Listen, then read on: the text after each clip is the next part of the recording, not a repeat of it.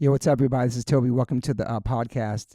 If you're a new listener, welcome. I'm going to give a big shout out to my day ones for the past 6 years, my subscribers, my listeners. I appreciate people who talk about this podcast, who share this podcast, who support this podcast, who write reviews for this podcast.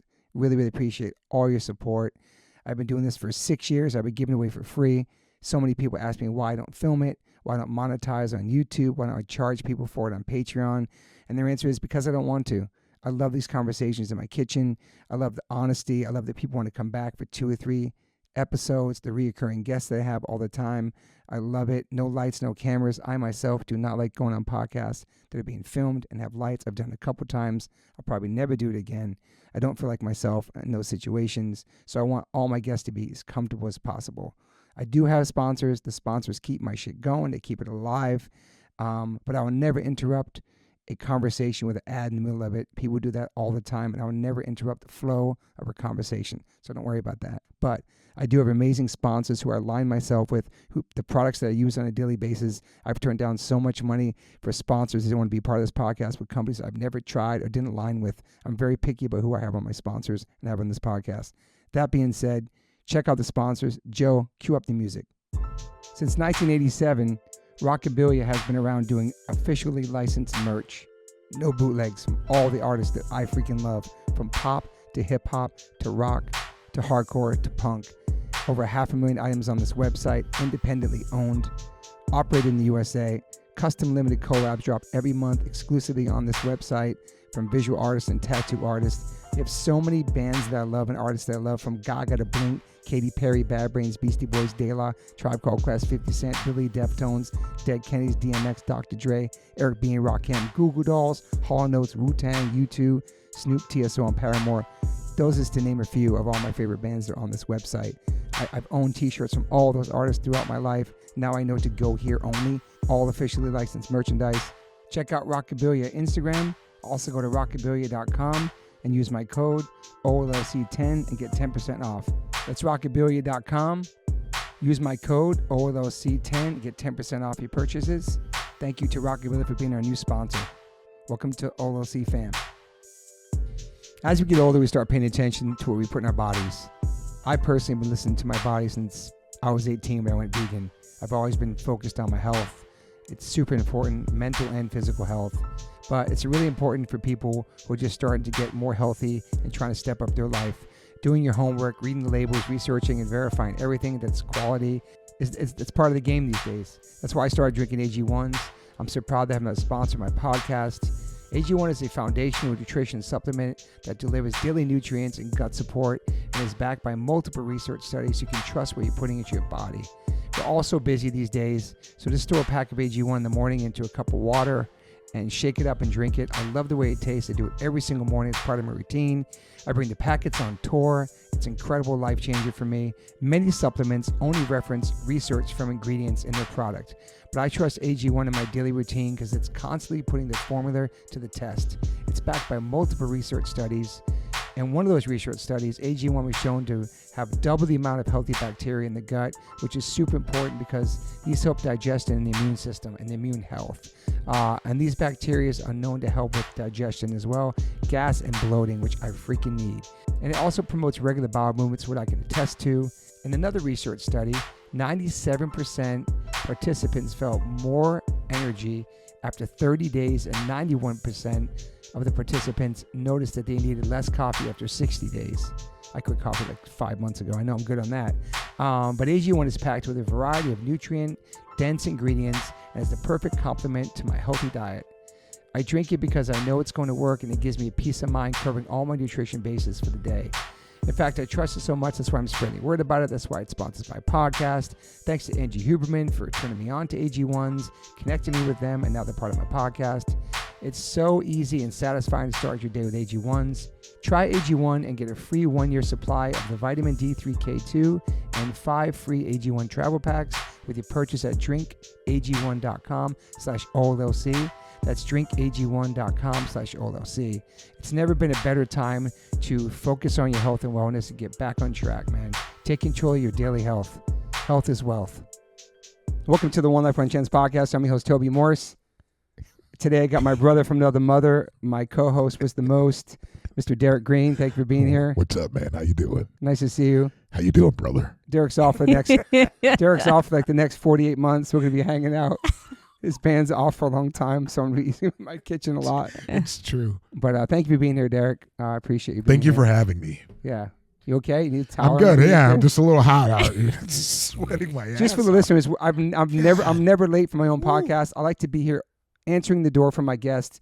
Candles are lit, everything's a vibe. But my guest got here a little bit early because she's very professional. That. Yes. And I was waiting for my co-host because he wanted to get a smoothie and a coffee. Come on, man. And then we had to walk like 20 blocks. But Chloé Trujillo, thank you for being here. Welcome to the podcast. Thank you for having me. I'm excited to have you here. This is really fucking awesome. I like to have you're like my first episode where it's kind of like the wife behind the musician, because we talk on this podcast a lot about people who've been married in music for many, many years, and they go on tour, they have a family, but also you're a very independent, badass artist that does your own thing, and I think that's very inspiring. I think that there's always a strong woman behind a big kid rock star. Cool. You know what I'm saying? Yeah. So you're my first. Thank you. You know what I'm saying, Derek? I think it's interesting to get a perspective of, just being artists together as a couple. It's really interesting, how that dynamics work as far as what do you do, like I'm sure a lot of people are wondering, like, what do you do, like, in your own time, Exactly. Like what do you do in your life, like what's going on? So yeah, this is exciting, because there's a lot of questions.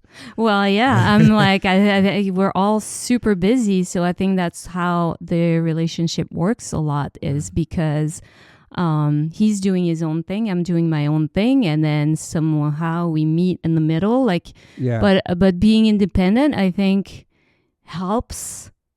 So you're not, so Totally. I mean, that's, you know, it's just like you're not like stringing on the relationship and be like, okay, I need him around me at all times. I know there's that. Yeah. Mm-hmm. I'm just doing my own stuff. And Well, I mean, there's a couple of things. It's like, there's also this, I was balancing the family and being a musician and touring. And there's also the stereotypes of like rock star husbands who cheat on their wives, who aren't there for their kids. All they care about is music. But there are these beautiful families like yours and so many, Billie Eilish's family as well. These solid families that like all support each other. And it's a beautiful thing. And I feel like there's a lot of stereotypes that can be broken with that kind of stuff. Do you know what I mean? Mm-hmm. That's my point. Right? Totally. Because you have been doing art since you were very young, and you've been being creative in music and everything at a very young age, growing up in Paris, France? Mm-hmm. Oui. Yeah. Oui. Magnifique, yes. How's your French, Toby?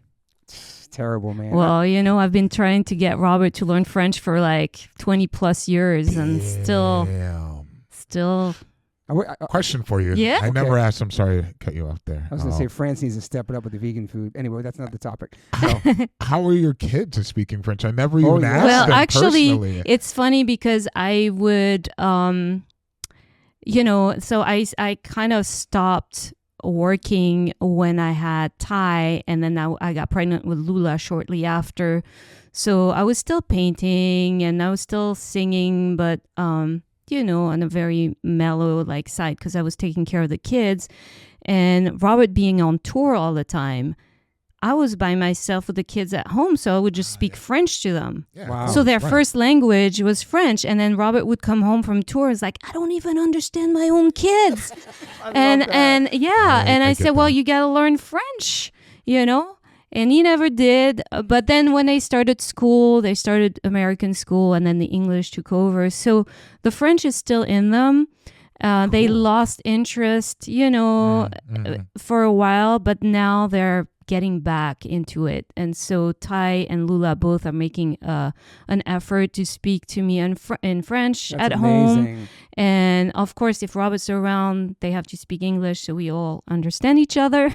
But you guys can talk about Rob right in front of him. I know, like, fuck. He doesn't know any words or nothing? He would say like, salut, comment ça va? Qu'est-ce qu'il y a? Things like that, like super simple. But That's cool. That's cool that they can speak that, and then also can go back and forth, and you guys can have your conversations, and they can travel to France too and speak to all the people there. Well, that's the thing is like they're both musicians. So I tell Ty, you're talking, if you're in France or in a French-speaking country and you're going to throw in from the stage like some words to the audience in their own language, they're going to appreciate that. It's like that stronger connection. Yeah. So, yeah. How was it growing up there? And do you have siblings? I have 2 sisters, yes. Are they into the same kind of stuff? Are they older or younger? They're younger. I'm the oldest. I took all the responsibility, all the beating, everything. Wow. So, yeah. Damn. That's what I was going to ask you. Because I didn't know like your family come up from before, with Robert. I was always curious, like if you had brothers or sisters. Yeah. And where you grew up in Paris. It was like a strict family? No, my parents were artists. My parents were both fashion designers. Oh, wow. My dad, he came from a very poor family and he left his home very young, and then he started working in the fashion business, and then he started his own business and is a great business guy. So I watched him. When I was born, he was already kind of starting his business and being pretty good with my mom. Yeah. But, I watched the evolution as like from they were nothing. Working together. They were Cool. Well, yeah. My mom was a model, and then she became the fashion designer, and then they had their own brand called Claude Barthélemy Paris. And what does that mean for the listeners? It's Claude Barthélemy is my dad's name. Okay. And then Paris for Paris. That's cool. And they, I watched the business grow from nothing to this gigantic kind of brand. They stopped in 95 when fast fashion started happening, and they had like a lot of people copying their stuff because they were always like a more higher end. Yeah. And then my mom was always very mindful of very conscious of like being eco-friendly and using materials that back are then too. Wow. back then already. So then, with the fast fashion and everything is waste and all this, like I think they just stopped, and there's also personal reasons. I'm not going to go into this, but that's the main reason. But I grew up from all of that, and so in the fashion world. But my dad was very, very strict with me. I knew deep inside I was an artist. My dad, having left his house and having had a kind of a hard upbringing and it was difficult for him to finally make it, the journey. So he saw potential in me because I was really good at school, especially math and science. Nice. But deep inside, I was drawing all the time, singing all the time. How old were you when you started singing? My grandfather... So my your parents were classical musicians or something, right? No, my grandparents. Yeah. So basically, in the fashion business, especially during fashion weeks and all this, my parents had very long hours of work. Okay. And my dad always been a workaholic. So if there's a Japanese customer that's jet lag and want to see him at 3 a.m., he'll do it. Damn. He'll be up and see that client. Wow. So my mom made her parents move across the street from us. So my grandparents were our second set of parents. Gotcha. And my grandfather was a professional opera singer. So he was touring too and all this. So he was kind of my first approach to music. But my parents also had a love for music. And my dad, so they went to LA and New York quite often for work. Yeah. And my dad would go to LA and he always make a trip to Tower Records and get the newest music for his runway shows mostly. Also to hear it, but runway shows. So he was my first introduction to metal and all these things. That's like cool, certain bands he introduced to me I didn't know about. But because he wanted new music that nobody has heard for his runway shows. So, and then back then there was no streaming, no internet. So whatever would come out in LA would not come out in Paris. Sometimes would not come out at all until, probably now, or come out much later. So it would be like a novelty, and he would present his new collection on these music. What is some of the stuff he brought back? Well, he brought back like Danzig, The Cult. He brought back Living Color. Wow. Yeah. He used a lot of Ozzy's, rest in peace. Yes. Like these type of them, but also like cameo, like also other, other like more, funk band, like just any style. But like I'm just mentioning some things out at the top of my head, but just like all kinds of music. He was really ahead of himself. He was always right. Did you ever see your grandfather perform classical? No, I saw a lot of photos and some footage, but never live. Wow. Yeah. So would they play music in the house too? Different types of music? Yeah. Well, my grandfather used to sing all the time, which he had a bass. Cool. He had like like a deep voice like yours, really? Kind of. Was like he baritone? Bass baritone. Nice. Very tall, kind of similar built as you actually. Very tall. You didn't really? No, but yeah, he was super tall, like a guy with a big bass baritone voice. So I remember him singing all these operas and Schubert and how old was he singing in? I'm sorry, was he singing in French or German? In German, in Italian. Okay. That's cool. Yeah. Mostly Italian and German. Yeah. And when did you start doing like art? Were you doing it super young? Yeah, I was always I was very shy when I was very young, and art was always a way to express myself. Yeah. In a sense that I didn't need to use my voice, or I could just draw things, and I feel like I'm still doing that in a way where I'm communicating. Yeah, this was like just everything that I had inside I needed to express. Yeah. So I would just do art. So you taking art classes in school too? In France, we have some kind of art class that's not very serious. And music and art class in France was not that, great. But it existed. But it existed. Yeah. Okay. I feel that I was mostly self-taught. And much later, so I mentioned that my dad was pushing for my scientific studies because I was very good at math when math became abstract. With the X and the Y's and all the symbols and all this. You studied quantum mechanics or something? Yeah, all of that. And so I went to university. It's called Université Pierre et Marie Curie, and I studied science. But within the university, there was a little room where a guy was teaching art to all the students, the science student, and nice. So That's I cool. was like, you know what, I'm gonna take that class.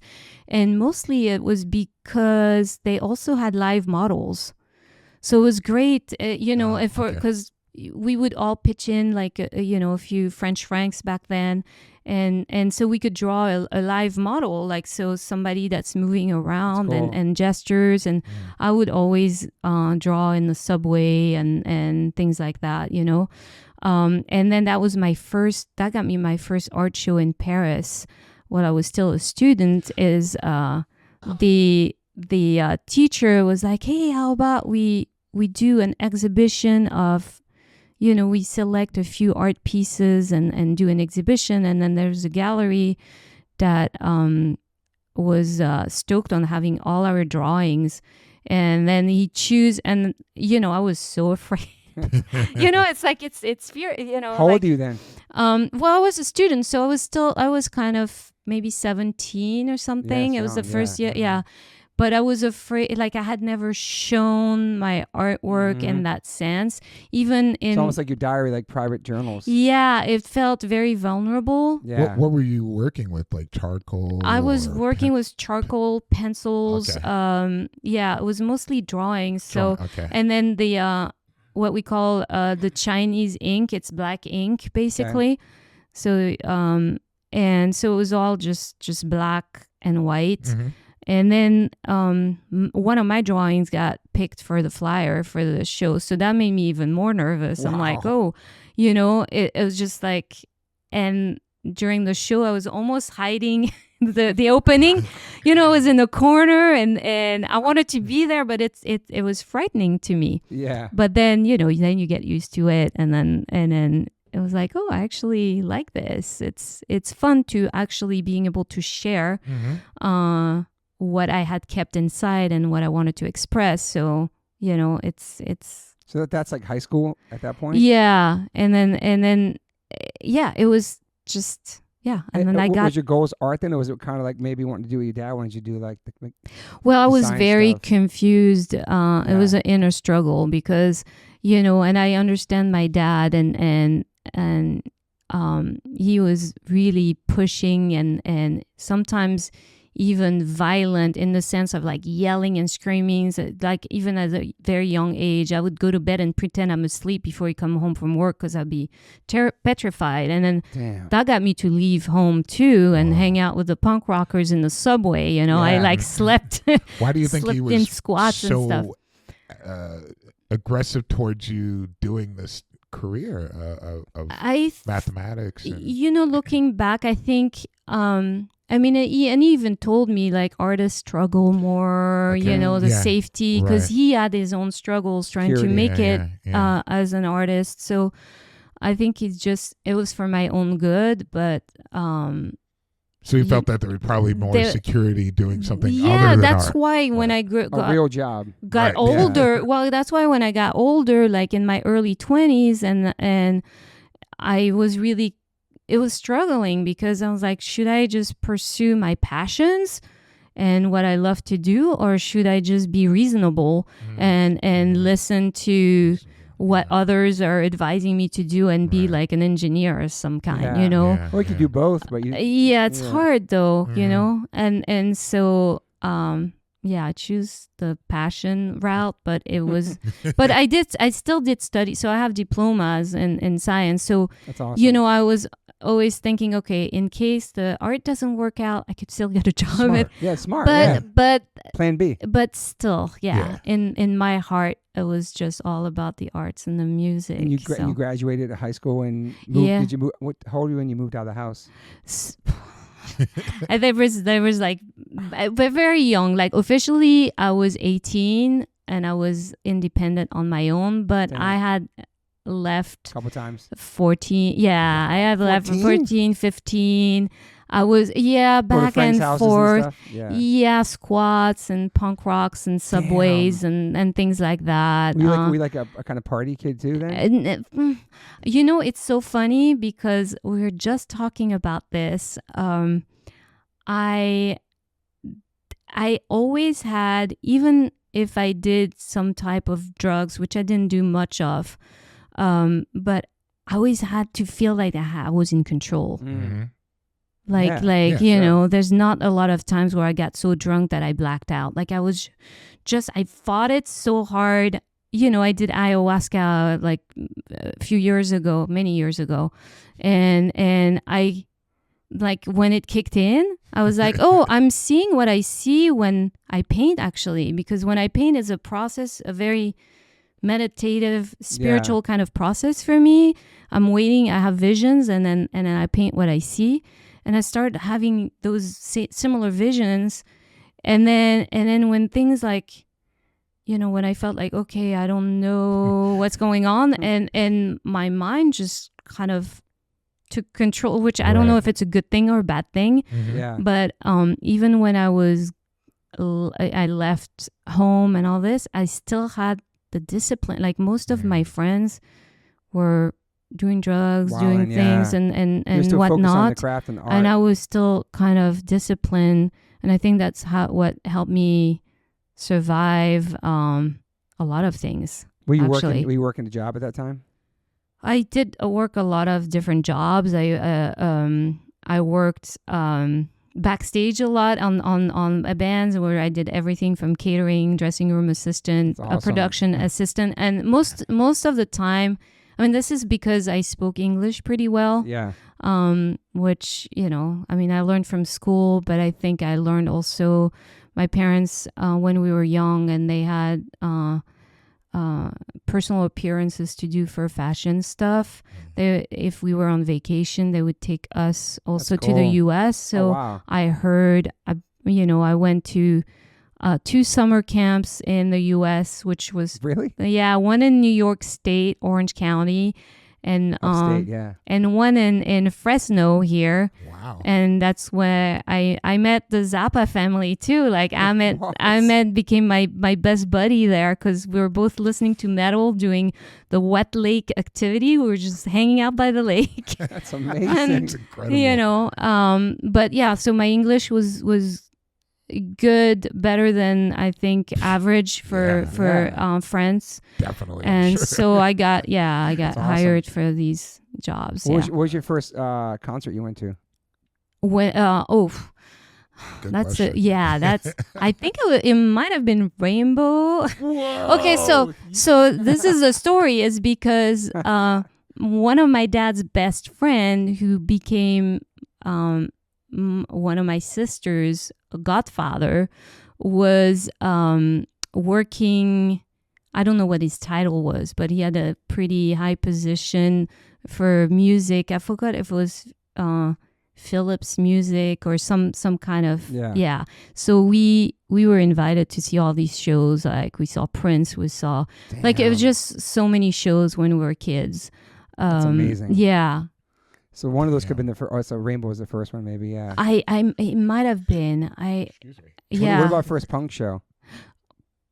That's a good question. I don't know. I went to so many. Were you going to shows at a young age? I was going to shows at a young age. And in Paris, it's easier than here. Here you need to drive or be driven. In LA and Paris, you take the subway, you walk, you have this freedom that they don't have here as much. I mean, now there's probably going to shows at 14. Oh yeah, 13. Very young. Well, yeah, parents are cool about that. Yeah, me too. Yeah. Oh yeah. Well, I could see. Like I remember one time I was drinking beer. I was on the sidewalk by this in front of this club, and I had just seen a bunch of thrash metal bands. And I see my parents driving in front. What? I'm like, looking for you or not? I'm like, yeah. I'm like, hey. What? And then one time I'm on this another time I'm on this bench in the street with my punk rock friends, and I see my mom coming over. She's just walking randomly, and then one of my friends, we called him Punky at that time, and he's older and he's all like, he has like the safety pins in his cheeks and all kinds of stuff. And he goes to my mom and asks her for money, like if she has like a little, and then she turns and she says, "Oh no, I'm Chloe." He's like, "Oh, Chloe, I didn't know it was your mom. Sorry, madam," and all this stuff, So they would they would kind of check me out, but were they coming to pick you up or just come check on you? Check. I think, but But they trusted. They probably trusted you too. I don't know. Like when I was gone for a while, I remember coming back home, and then my dad grabbed me and lifted my sleeves and made sure I didn't have needle. I'm like, Damn. I'm not. What do you think? I'm not doing that. Like, no. Right. Were you still getting good grades in school though? And I was still doing good grades, and I was still Still a good student. I mean, and I was still going to school, and I remember. I could hear from outside the window when the class would end. I could hear some Slayer playing and my friends picking me up. And the teacher was like, "I think your pig friend, whatever that she used as term, are picking you up, Chloe." Wow. So the people in your school weren't really into metal or thrash or punk. Were they very conservative? It's more popular now. Yeah, of course. Yeah. Back then, I mean, there was a few. You would see somebody with a metal shirt. You're like, "Hey, that's my buddy right there." Because it's like part of my tribe. It's part of my tribe. Because back then there was not. Very underground. But now you can't do that. No, it's everywhere. If you see some with a Ramon shirt, like, Yeah. did you get that at Target? Or yeah. you know what I mean? Do you even know the band? But I hate to think like that. I'm happy for the bands. To see it though. As long as the bands are getting the money for sure. Yeah, yeah. All these. Do you know what I'm saying? I hope they are. But back then it was like, yo, this guy's wearing a Fugazi shirt. Okay, absolutely. This guy knows what's up. But that's like 90s, early 2000s, 80s, all that. But now it's just like anybody could be rocking a band shirt. True. Yeah. True. Yeah. But you can't say like, name 5 songs because that's ridiculous. Yeah, but people do that. I know. I know people have done that to me, stepped to me like, really? Name like a Cramp song. I had a Cramp shirt on. Oh, I was like, get out of my face, man. I was like, are you serious? I was like, question me? Were you? I don't even know you. When did you start singing publicly and doing music like that as well? Like how young? Because if you were shy with your art, you had to be shy with the singing. I was, and that was another struggle of mine because I was really singing. Putting yourself out. Oh yeah, and then I think you can't hide behind your voice. Your voice tells all the emotions, everything. Yes. Especially like especially since your grandfather was a singer. So right. It was intense. So I would sing comfortably in front of him, my grandfather. But did he tell you have something? Like no, it was never like that. He was just like, it was more like a game kind of, just like a kid singing. Yeah. But I remember I would write songs and all this, just very secretly. And then in high school, I had this one friend that was a guitar player, and he was into the same kind of music I was into, and we started jamming, and that was kind of the first time that I sang in front of somebody else than just, maybe my grandfather or at school when you sing, you do a little, as a kid, when you do a little show, like, but what kind of music was it with your friend? It was metal kind of, and I still, it's funny because many years later he emailed me one of our first riff that we wrote together. That's so funny. Awesome. It's like, wow. But and then that's when we were like, okay, let's jam with that guy and that other guy. So we found like he played guitar, so we found like a bass player guy and a drummer guy, and then we got some rehearsals and even a radio came by our rehearsal space and was like, we're looking for new bands, a local band to play on our radio show, like out of nowhere. But it was hilarious because I could sing, but I was so shy. I would like sit cross-legged on the stage and hold the mic like this. So it was like very, because I was like, what do I do? But I would still sing. If I remember my first performance, it was nerve-wracking for me. Sure. And you couldn't tell from the outside. You couldn't tell from seeing me because it was all inside. But I was like, okay, breathing, and then breathing is so much part of singing. So when your breath is cut short, like you can't really sing. Right. How old are you then? Well, I was like a young teenager. Okay. And you're playing these mental games, trying to like, all right, it's, and some people tell you like, just, take it as excitement instead of fear and all this. I'm like, that doesn't fucking work. It's just like I'm still, but I would, and I remember the first 2 notes, I was like wobbly, and then you get into the song and the music, into the zone, and then it just. It works. It just works, yeah. Until the next time. And then the next show, it's like, and here we go again. Right. I thought I was over this. No. I mean, do you still get nervous? For certain things, not like that. I used to get so nervous back in the day that I felt like it was like stepping on a scaffold, you say? Like almost like getting killed. Right. Like, and I had to work through this. It was really intense, and I don't know if it's a past life thing or like whatever. A mental mindfuck, yeah. It was really bad.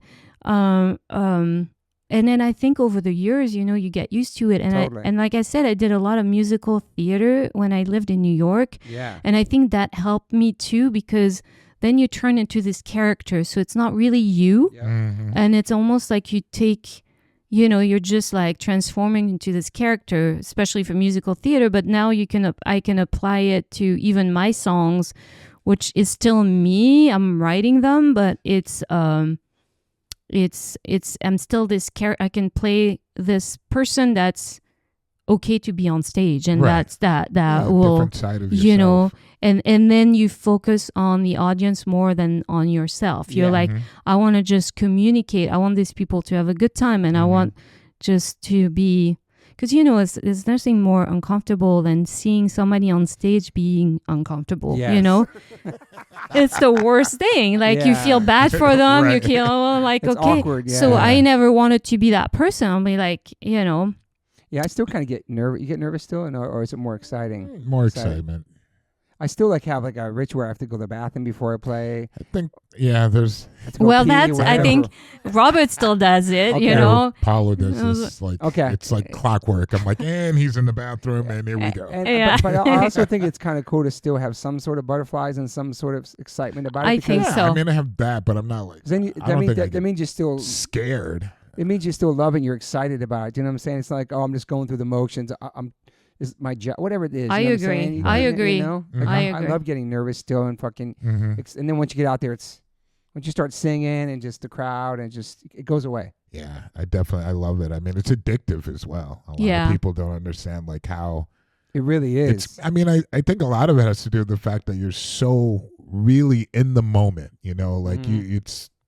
There's no thinking of the past or the future. It's really accepting, you're alive in that moment, along with a bunch of other people feeling that.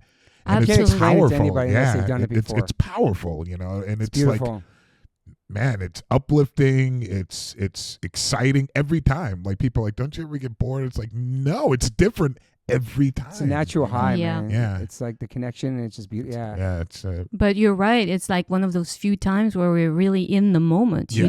There's no. Right. It's like you can't. I love that, man. Yeah. I especially love it. It seems like more punk shows and metal shows that there are less people on their phones in the moment than at like a big like arena kind of pop show that people actually are like, because people are dancing, they're diving, they're singing along, like really be in the moment with you. I've noticed this that are like more, I don't know if you call it alternative shows, that less people are definitely on their phone for sure. Like going to like big concerts, like Coachella, everybody's got their phones. Yeah, like, that's a whole nother. It's a different world, but I think the punk and metal, I think they're really in the moment with you. I agree. It's hard to be like that too this day and age, Yeah.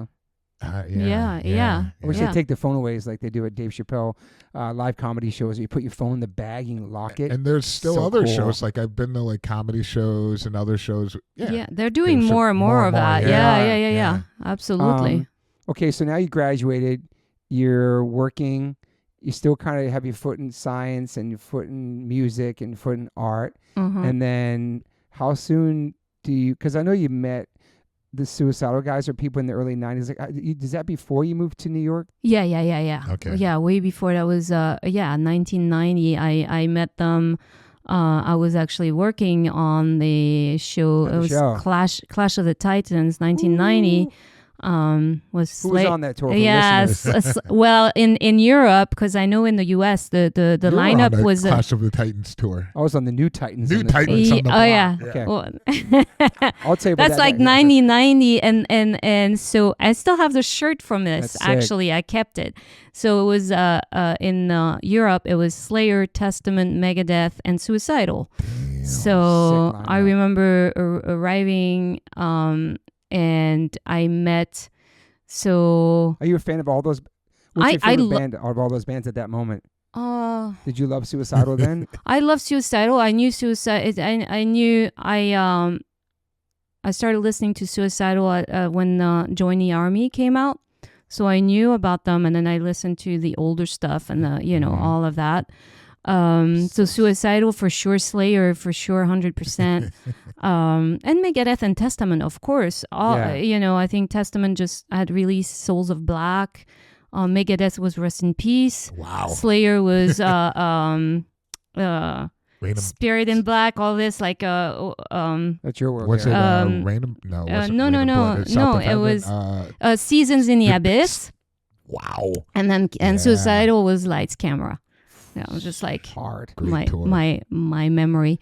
So I liked all of those bands. Were you working the stages there that day? Yeah, I was. I was working I was like a production assistant, and so I was walking, and then Mike Clark was like, "Hey, can I take a picture of your hair? Can I have your hair picture on me?" And that's how I met them. But then we had, I had my really good friend Dume, who was like kind of an older brother punk rocker figure to me. He was always protective and all this. He was friends with all these guys. So then, it just started there. And I remember, so it was, so the dressing room person that took the picture ended up being the dressing room person in Metallica many years later. Wow. So we kind of like, she's like, I took that picture with you and Mike Clark. That's amazing. But it's funny. So what was up with your hair? What did your hair look like? Or my hair has always been super long. I never cut my hair except 2 years ago. I started cutting, but it's still long. You could sell those for extensions. People buy real hair. Anyway, they do. Go ahead, tell your story. They do. No, but so that's how I met them, and then I became friends with Mike Clark and Rocky. Legends. And I remember when they came back to tour on their own. I think it was a few months later, my friend Dume, who was working as a roadie on the show in Paris, he's like, "Hey, you're on stage tonight. You're on stage." I'm like, "What do you mean I'm on stage?" And then Mike had put on his amp pictures of my hair on him. What? That's how I was on stage. I'm like, what? That is amazing, dude. Anyways, but so that's actually how I met Robert too. It was like a brief meeting real quick, and then it was over the years we saw him again and again. Yeah. Actually, when we got together, in this relationship, it was in 2002 when I moved to LA, and which is a funny story. I have the whole story. I can tell that story after. Why LA? But yeah, I moved to LA from New York. Okay. And so he had just joined Metallica, and then we went to Europe for his first tour over there. And I remember I went with him because I hadn't been in Paris in a while, and that's my hometown. So I'm like, okay, I'll go to Paris with you so I can see my family and my friends and all that. And Santana was playing, and so we went to see Santana, and one of my friends who also works with, as the local crew and says like, "Hey, I knew you were coming. I saw your name on the list. I have a surprise for you." And I'm like, "What?" He hands me this picture of Robert and I dancing together, all drunk, and then it's the old school picture with a stamp, 1995. And I actually remember that party. It was when Suicidal kind of split up for a second, and then they had a big party in Paris at the l'Élysée Montmartre, this venue, and he somehow had a camera, and he somehow had a picture. So I'm like, you can't see, but you guys can see. But I'm like with a glass of whatever alcohol I'm drinking. I'm like this, and Robert's like this on the picture. So I have this picture, and I kept it, and I even scanned it so it's not lost. And I'm like, oh my God, that's so crazy. And I show it to Robert. I'm like, look, that's us. Who would have thought back in 95 that this would be the father of my kids? It's like, it's insane how the universe works, Absolutely. It's just like, and I was like, that's the best gift. Like, it's crazy. So one of his friends, I guess, right, told him that you moved to LA or something? Yeah, that same friend I was talking about, this punk rock guy, Dume, so New York was ups and down. I lived in a crazy things with. Where'd you live in? Let's go. Oh my God! And what year did you move then? Oh my God! I lived there 2000 to 2002. So I was there during 9/11. I was there during the anthrax in the mail thing. Oh, yeah. So because all my stuff was stolen and I had no papers, nothing, and then I couldn't retrieve anything because anthrax in the mail, so they wouldn't send mail. So that was difficult. But when I first lived there, So there was a new landlord of that building, but he was not allowed to kick out the old tenants. And these were, it was a rehab, like drug addicts, mental ill people, and it was filthy. And I had to share the shower and toilets with these people. I had like a little room. Where was this? That was, weirdly enough, it was Upper West Side. What? I thought it was like Lower East Side. Yeah, it was crazy. Roaches everywhere. I couldn't, because I had no credit history in the U.S. Yeah. So I had to find a place that was cheap enough. Did you know anybody in New York when you moved there? No. Oh my! So it had that sense of freedom. Yeah. Also, I had like a very traumatic experience in Paris right before, and that kind of. Also, I had to change. A traumatic event in your life changed everything. She shifted the path of art. Yeah. We don't have to talk about it if you don't want to. Well, yeah, it's kind of insane. And that's what made you leave and go to New York and just. Well, it kind of reshifted. You know, I feel like looking back, it was a blessing in disguise because it was a big kick in the butt from the universe. Be like, okay, wake up and do something, because I was going the wrong path. And were you partying a lot at that point too? No, it was not that. It was just I was in a abusive relationship, and I had given up everything that I really loved to do, and I didn't care about life, and all of a sudden I'm fighting for my life after this event, you know. And I'm like, and so when the audition for New York came through, I would have been in my normal mindset. I would have been like, I'm not audition. Yeah, like in like New York, I wouldn't even like. People are so good over there. I'm not gonna even attempt to audition. But theater, right? the mindset I was in was like I almost lost my life and everything. What else? To lose. Fuck it. Exactly. Fuck it. And then I got it. And then that gave me my papers and all this to move. But I believe all that shit's timing and it's all fucking beautiful and fate and all that stuff. Like it was I survived and then it's like okay. But how'd you end up on the Upper West? That's just the place you got, Upper West Side, at that weird ass Well, place? because I was looking for a place. So it's just because everywhere you have to pay like 6 months in advance or something, like to because I didn't have any credit history. I never worked in the U.S. So, you know, same thing to get a cell phone was a nightmare. I couldn't get a cell phone. I couldn't do anything. So I was like, I was still like doing like the little payphone machine and all this stuff. So you weren't scared to move into New York at that point? You were more scared for your life where you were, and this is like some sort of it was next chapter. You know, there's the it's scary. I was, you know, it's so funny because we're talking about the fear, stage fright and all this. Like I was more afraid of this than like going on adventures, you know. I was stuck in the catacombs when I was 11 years old. You know, with no exit and you mean like catacombs for where real? For like real. The real ones in Paris. So yeah. For how long are you stuck in there? The whole night. Wait a sec. 11 years old. Yeah.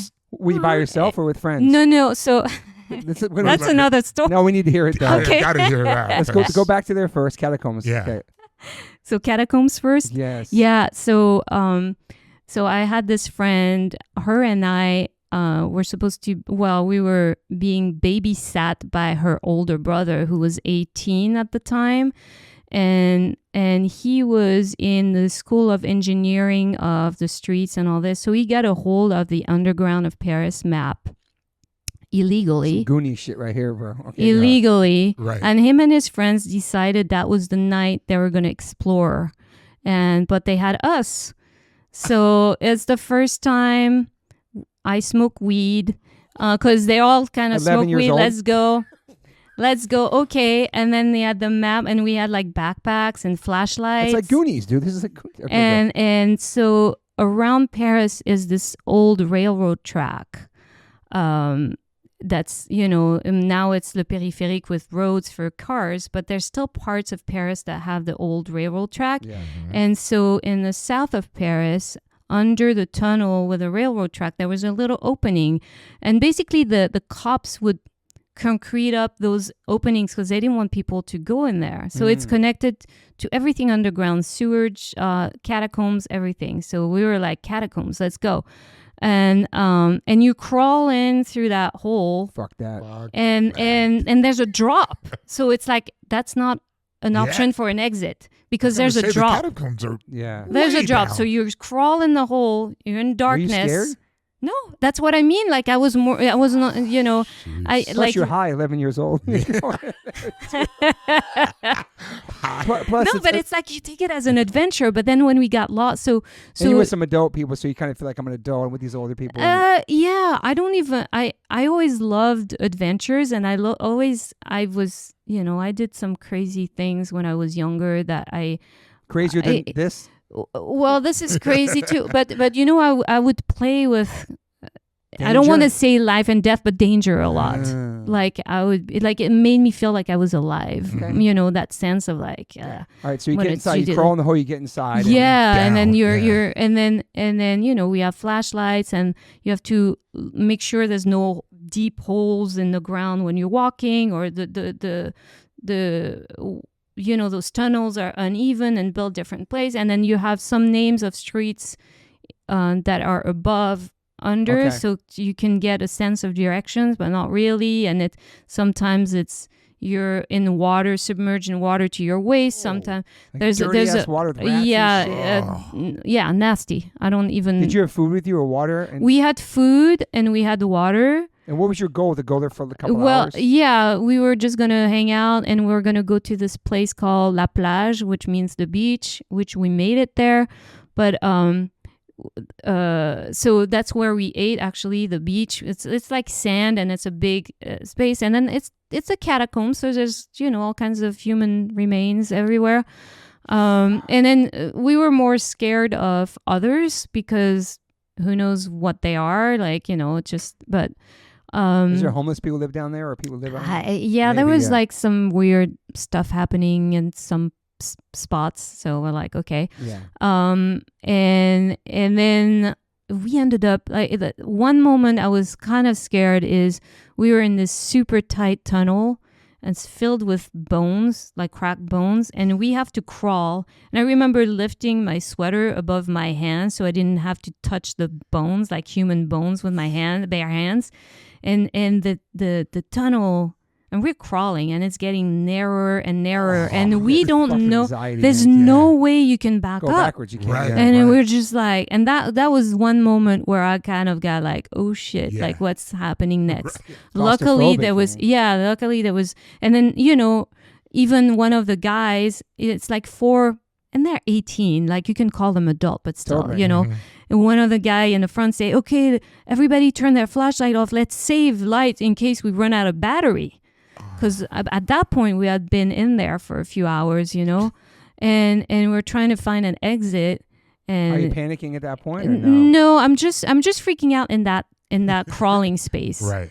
Then when it ended up being like all of a sudden there's the opening, I'm like, oh yeah. But you don't want to show your fear either, like keep it just look, and I think they might have been more afraid than us because they're responsible for us too. Right. Yeah. And we're so we make it out of there. So and then we continue the search, and then at one point we end up in the catacombs, but behind the fence where they have the visitors come to visit the catacombs. Yeah.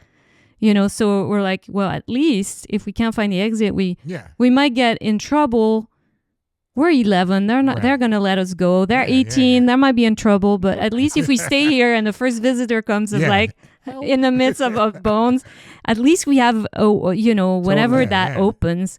But so we kind of mark that location, and then we continue our journey, and then the guys find like the manhole above, so there was like a little ladder things, And so one guy goes up there and he's trying to push it. And it's like, man, it's so heavy.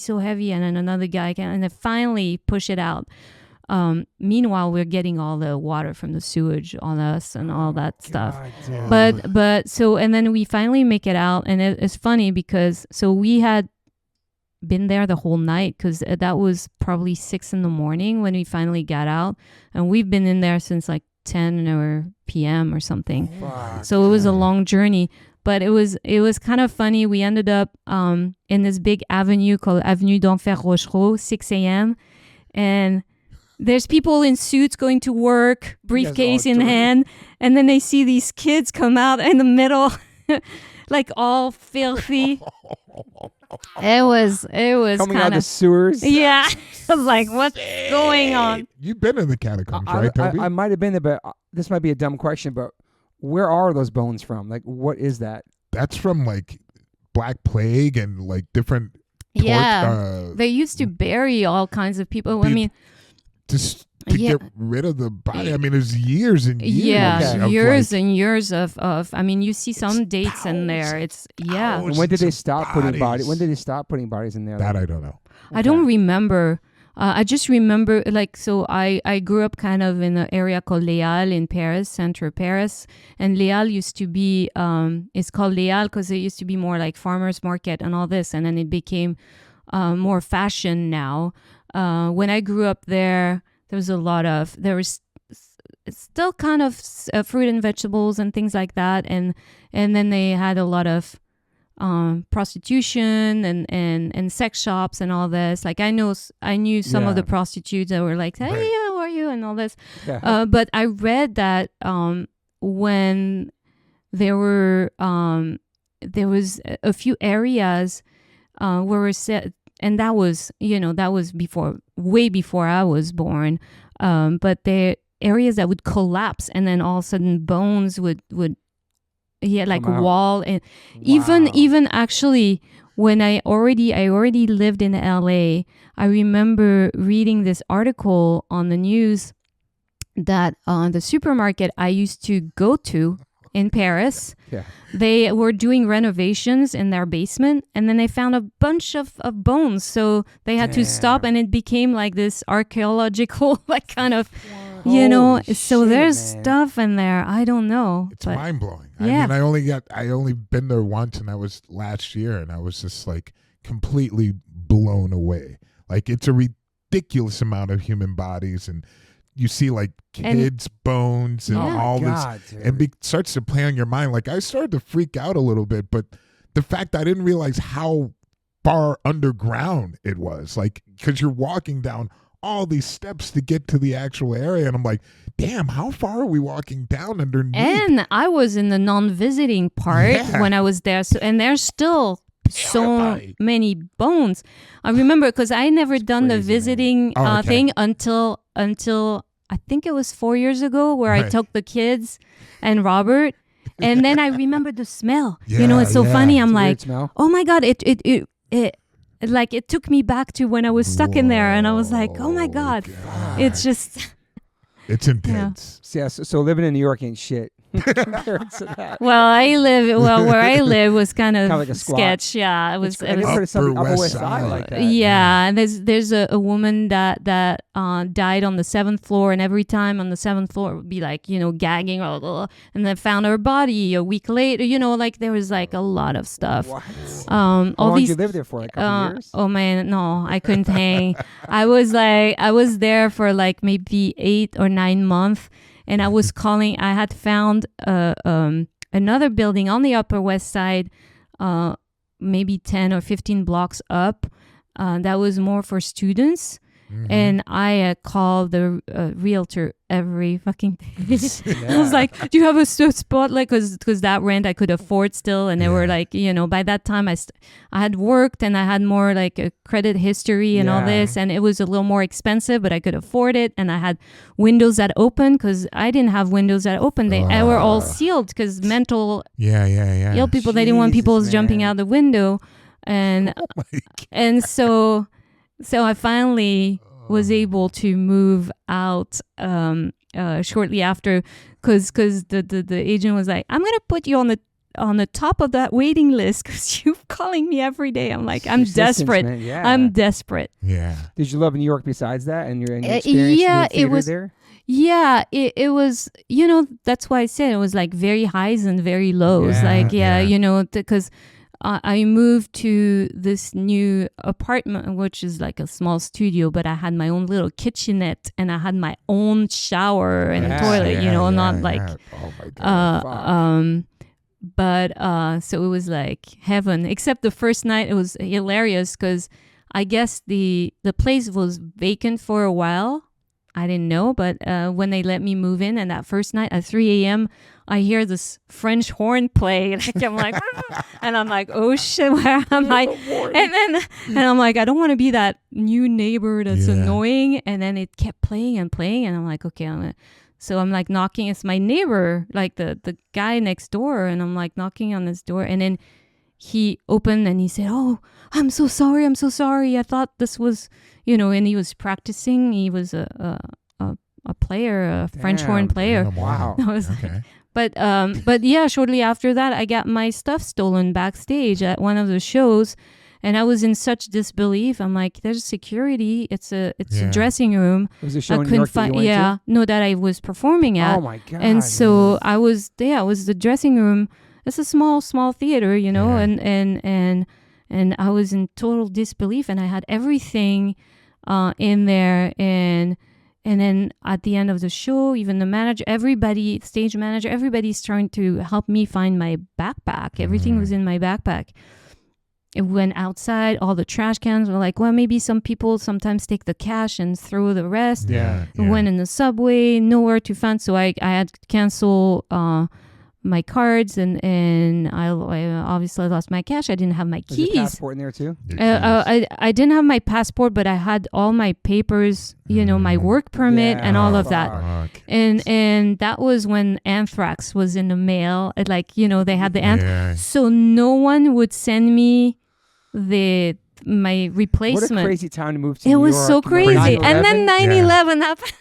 You were there? Yes. Because I moved here 2001 before it happened. A couple months before, man. Wow, 2001 you moved here? Yeah. Before the 9/11, dude. Yeah. I was already gone in 90. So you were there during that. Yeah. I remember that morning because I was going to see my vocal coach back then. And I had a session with her. And I was leaving this newer apartment that I was talking about, and my phone rang. It was still landlines back then. Yeah. And I pick up, and it's my friend. So I made this, and I'm still friends with him to this day. He's an artist, and he lives in Tribeca on West Broadway. And he was getting his coffee, and he saw. Yeah, that's right. He saw it happen, and he's calling me to warn me. He's like, I don't know what's going on. This has just happened. And I could hear in his voice shaking. Yeah. And so my first instinct was, I'm going to call my mom and friends, tell her I'm okay. Yeah. Whatever happens. Okay. Smart. And which was great because then after that, the phone lines were dead. Yeah. And I called, I say, hey, and I forgot it was late, I think, in Paris. I don't know the time difference. I forgot. But like 6 hours ahead or something. Yeah, this was like 9 a.m. in New York. So I said, hey, I'm okay. I don't know. Something's going on here. You can watch the news, but I'm okay. But I hang up and I'm like, what do I do now? Yeah. I'm walking to my vocal coach. Her studio was a couple blocks from me because I'm Uptown. Like by myself. I'm Upper not West Side still. Yeah. Yeah. She was on 96th Street or something like that. And I'm walking and she's there. And she's also confused. And so we're in the studio. We have the TV on. We're talking.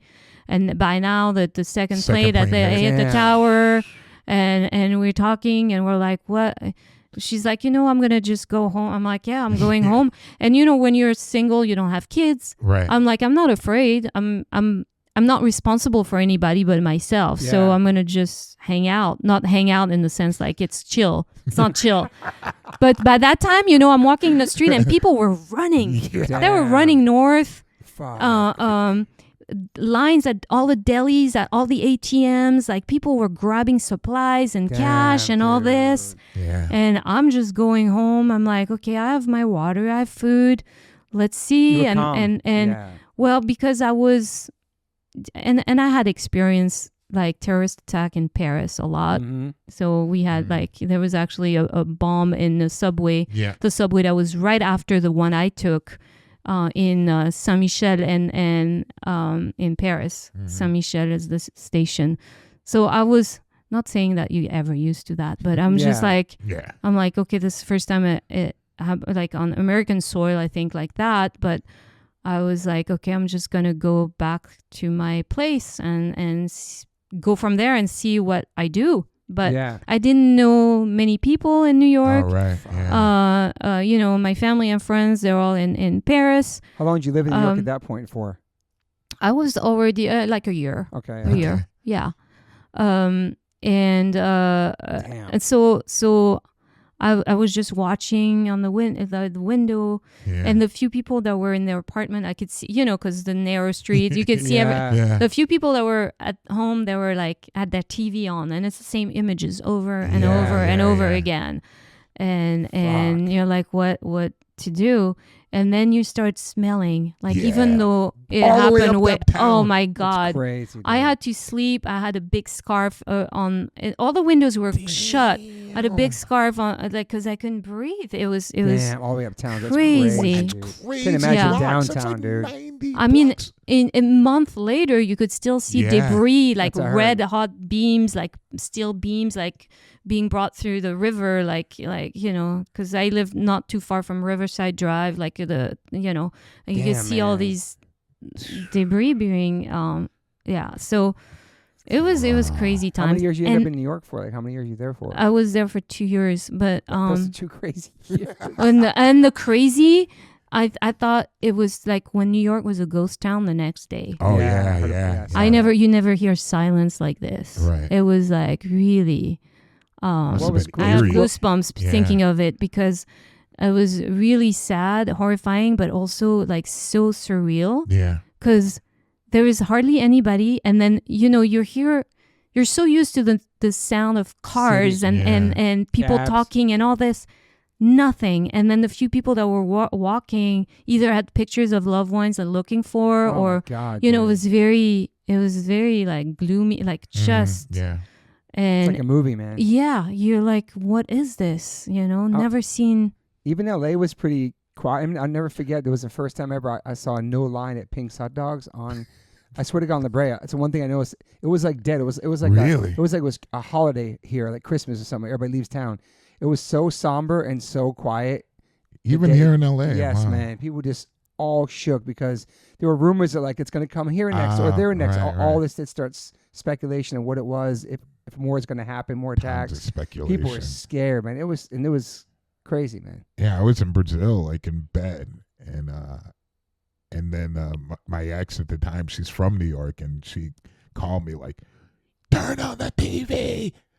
Yeah. And I was just like, "Yo!" Like the first one had been hit. I was like, "This motherfucker's drunk and flew the fucking plane." That was my first thought. Yeah. I was like, "Damn, that's never like how irresponsible." You never imagined it was going to. Yeah, and I was like on the phone. I was like, "Yeah, this is crazy." And then it was like, "Wait, hold on."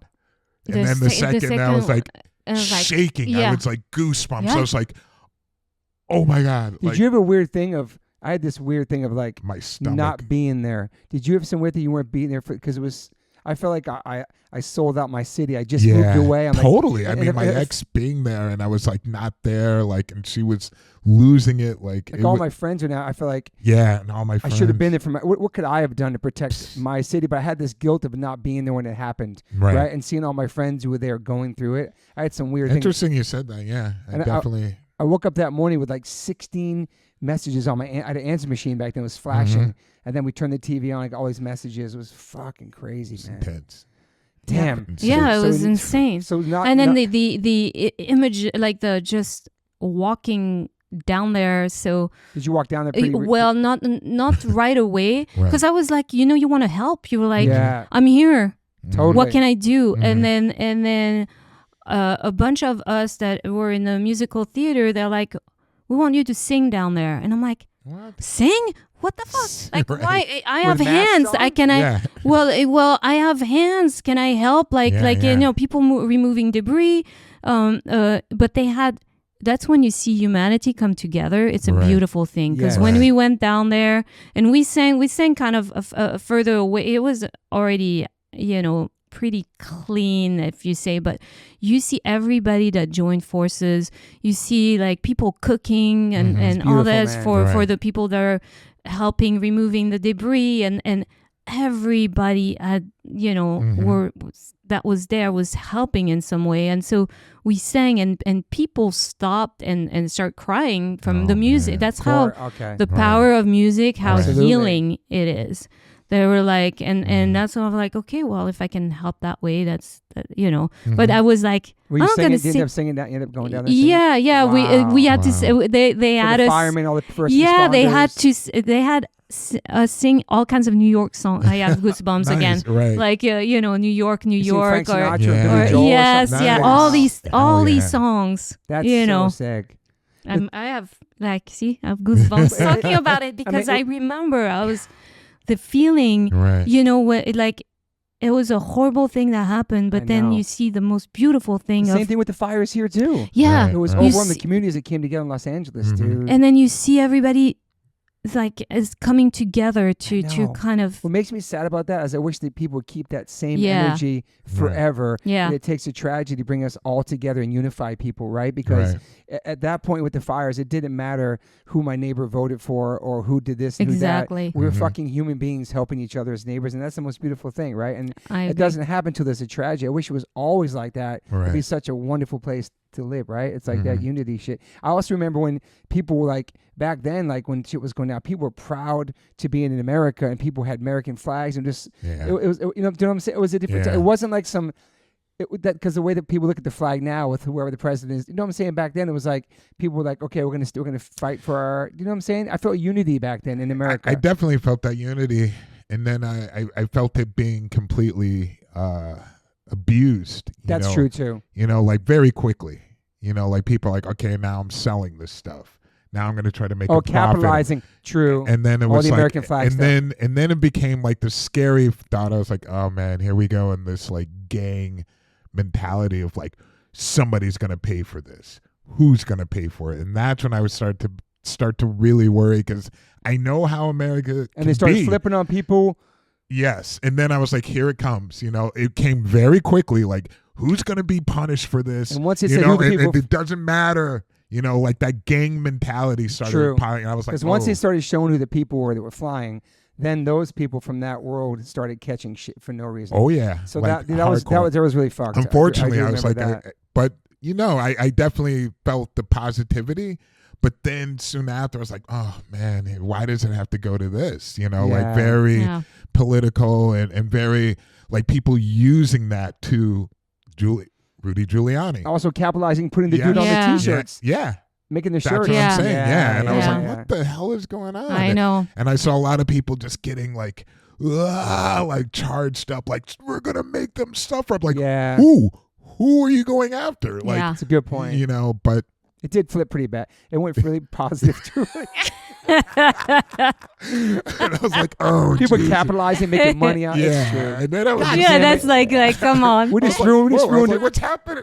We just ruined like a beautiful Chloe moment where she talked about singing downtown at the thing, and it's no, but it's true though what you're saying. It's sad. Like people want to capitalize on. I came back to the U.S. on the war, and that's when I witnessed. I was like, what's going on here? Like, why are all these like people like, all right, we're gonna make them suffer? I'm like, who are you going to make suffer? Like, what? Like, it was weird. It was targeting weird. Innocent people walking down the street. And shit. 100%. I was like, damn it. Damn. I was like, this shit's getting kind of crazy. I know. But besides all that insanity, you Derek bringing the negative side. Sorry. No, but you're right.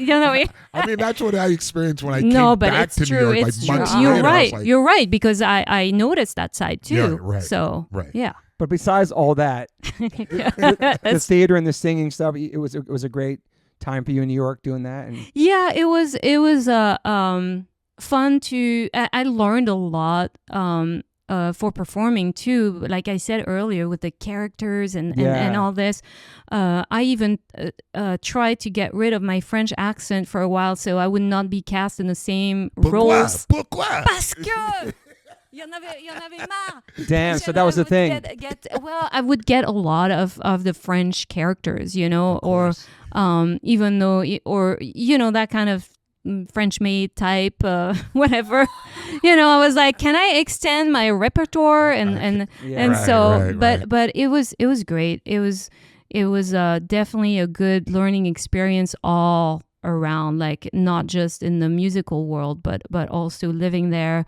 Also the timing for you. Yeah. Getting away from a fucked up relationship and going to New York and just... Yeah. You know what I mean? Yeah. Did it help with your stage fright? Like being a part of yes, it helped with like I said, like being a character, playing a character. Right. And I always loved, I did acting a lot in Paris too before that. And I always, that's something that I always enjoyed, even improv and all this, because it's like all about playing a character and being somebody else. So I felt like I could be anybody I wanted to, or, so this kind of brought everything together. So it was fun. In alongside all the harder times, it was, and I met some really cool people there. I liked the New York, like I really, the energy, man. The energy, and I love to city, man. I love to visit every time, and I just like I got my fix of like you said, the energy, the culture, just everything, everything, around, and exactly. And so what made you go to LA? Yeah. So after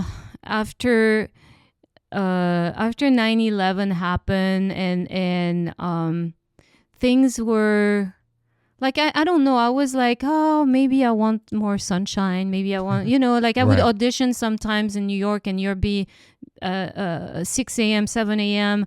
in the winter between the two rivers, where it's like freezing, the wind, and you're in the snow, and you're like, okay.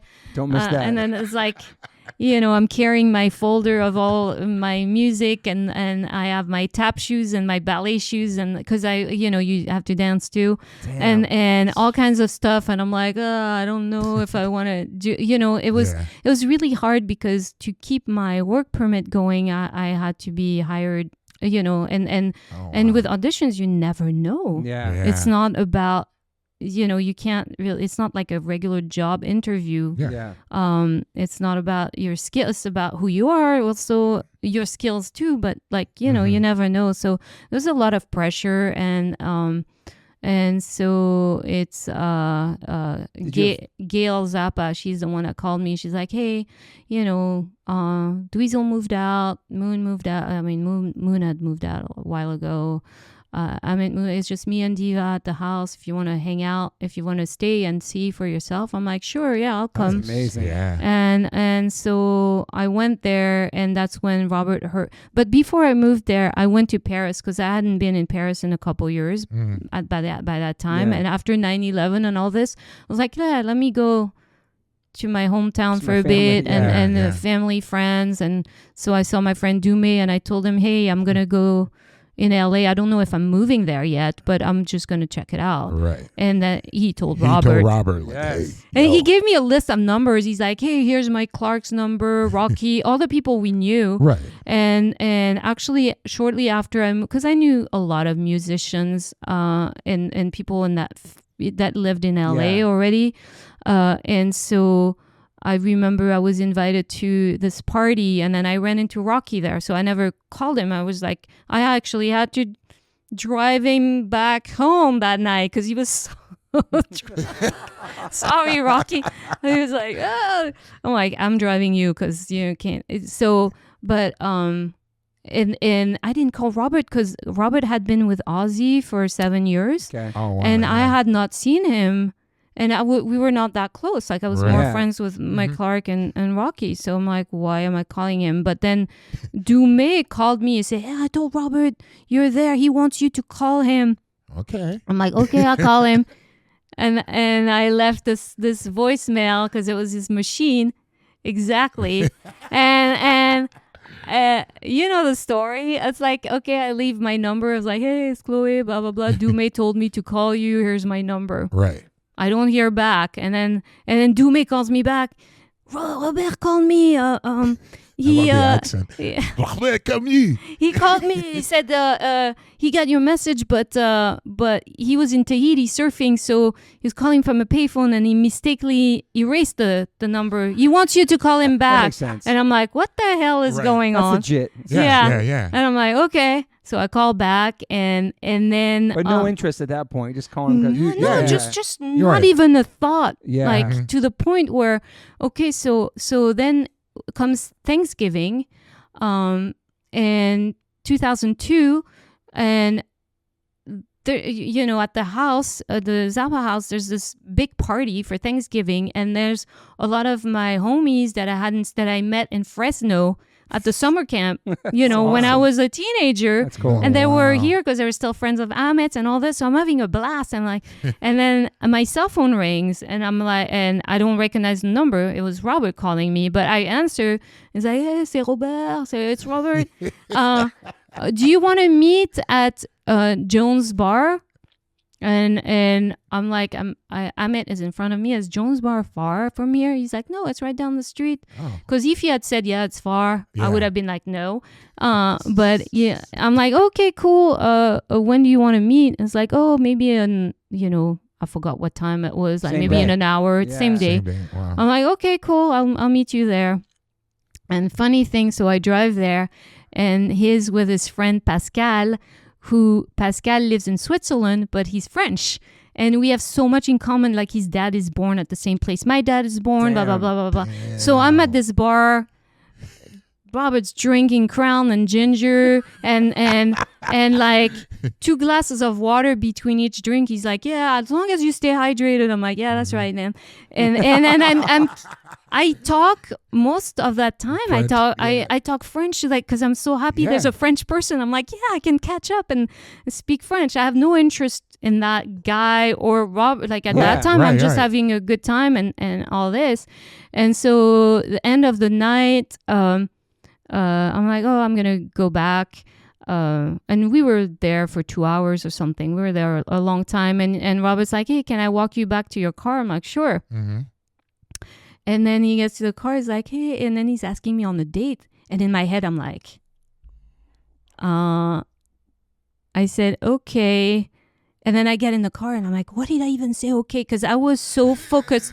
So I was in my head, my mind was no relationships. I'm going to focus on my career because I have focus on a career. No because I just moved there and I wanted to have figure it out. And then I'm like, why did I say okay? Mm-hmm. And then so I go back and he calls. He's like, did you make him? I thought it was so sweet. Like he made sure I made it home safe. Nice, and I was like, oh. Mm-hmm. Wow. Was the last relationship you and before that was the one that was really fucking crazy? I had one before that where the guy was just a little bit of a jerk. So I was like, that was in New York where I'm like, I'm not going there. But the guy in Paris before that,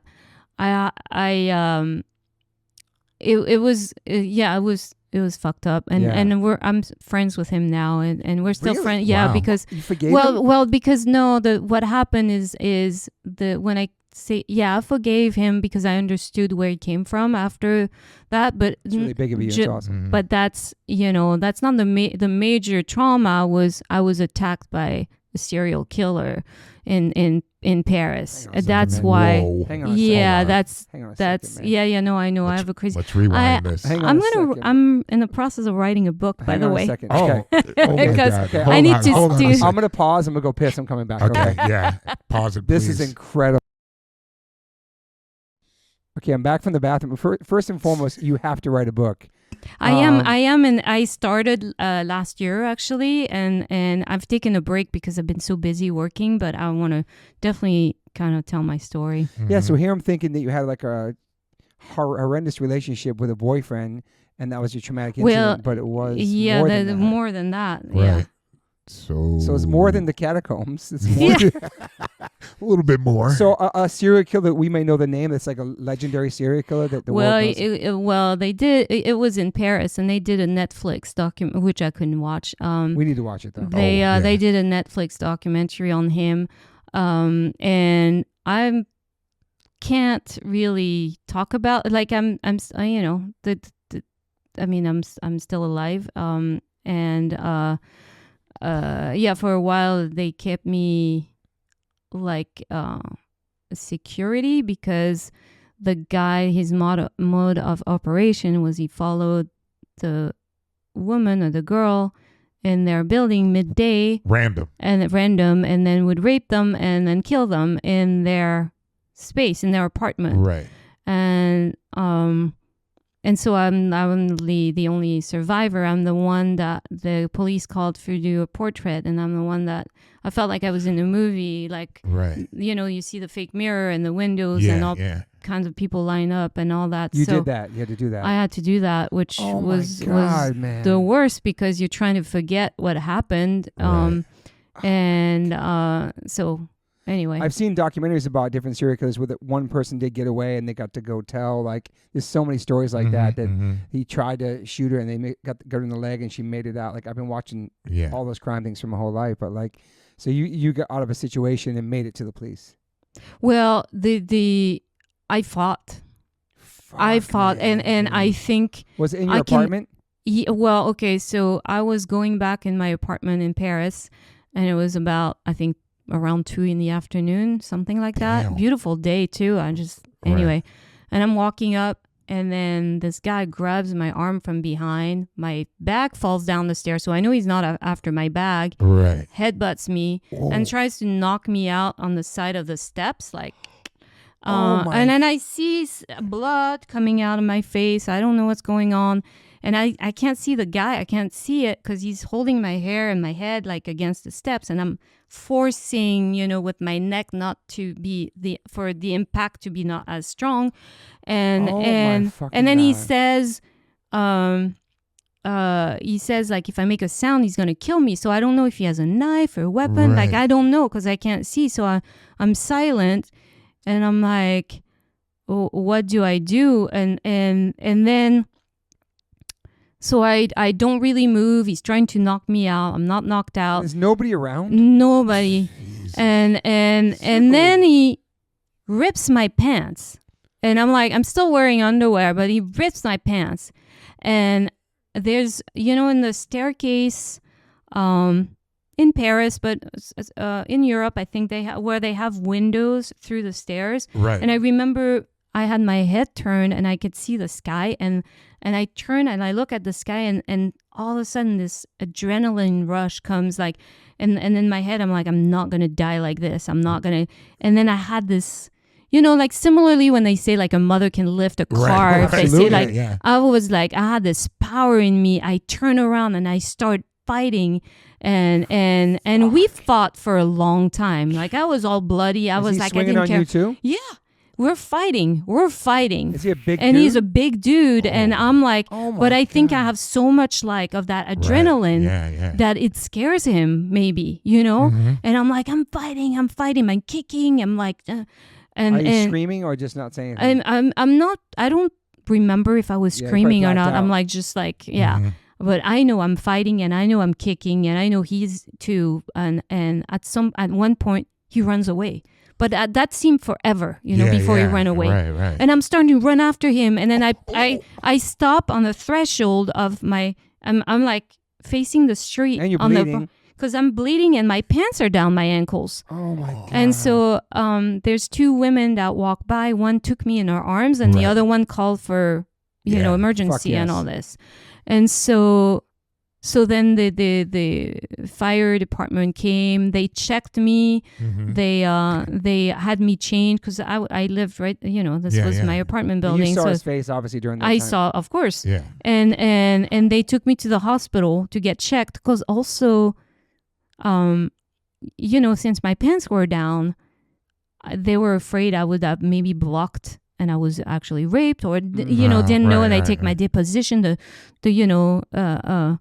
And at that point you also feel like you're just another piece of meat and it's just another day in Paris because the guy's taking my deposition, like whatever, right. you know. Oh man! But yeah, I take this and all of that, and then you have to heal from that. But so my first thing is like I want to forget the whole thing. Yes.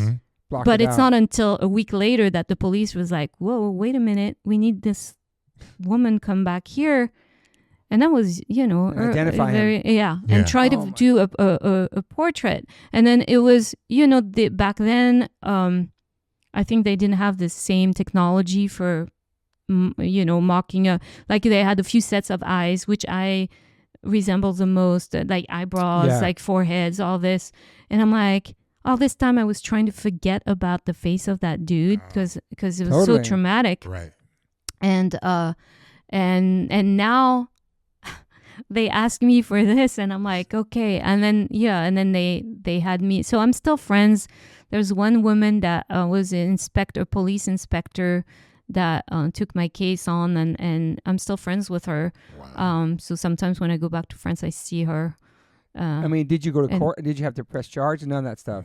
No, I did my deposition, and they were just looking for the dude by then. They was just like, I was like, well, they had, since I was sent to the police hospital, they had all records of my injuries, and they had to check if I was actually raped or not. And I was like, no, well, we still have to check because you might have blocked out. Yeah, right. And all kinds of, because that was also traumatic. And when I say it's a blessing in disguise is also within that relationship I was in. I had given up of everything I loved to do, including singing and art and all this. And actually, these are the things that helped me heal.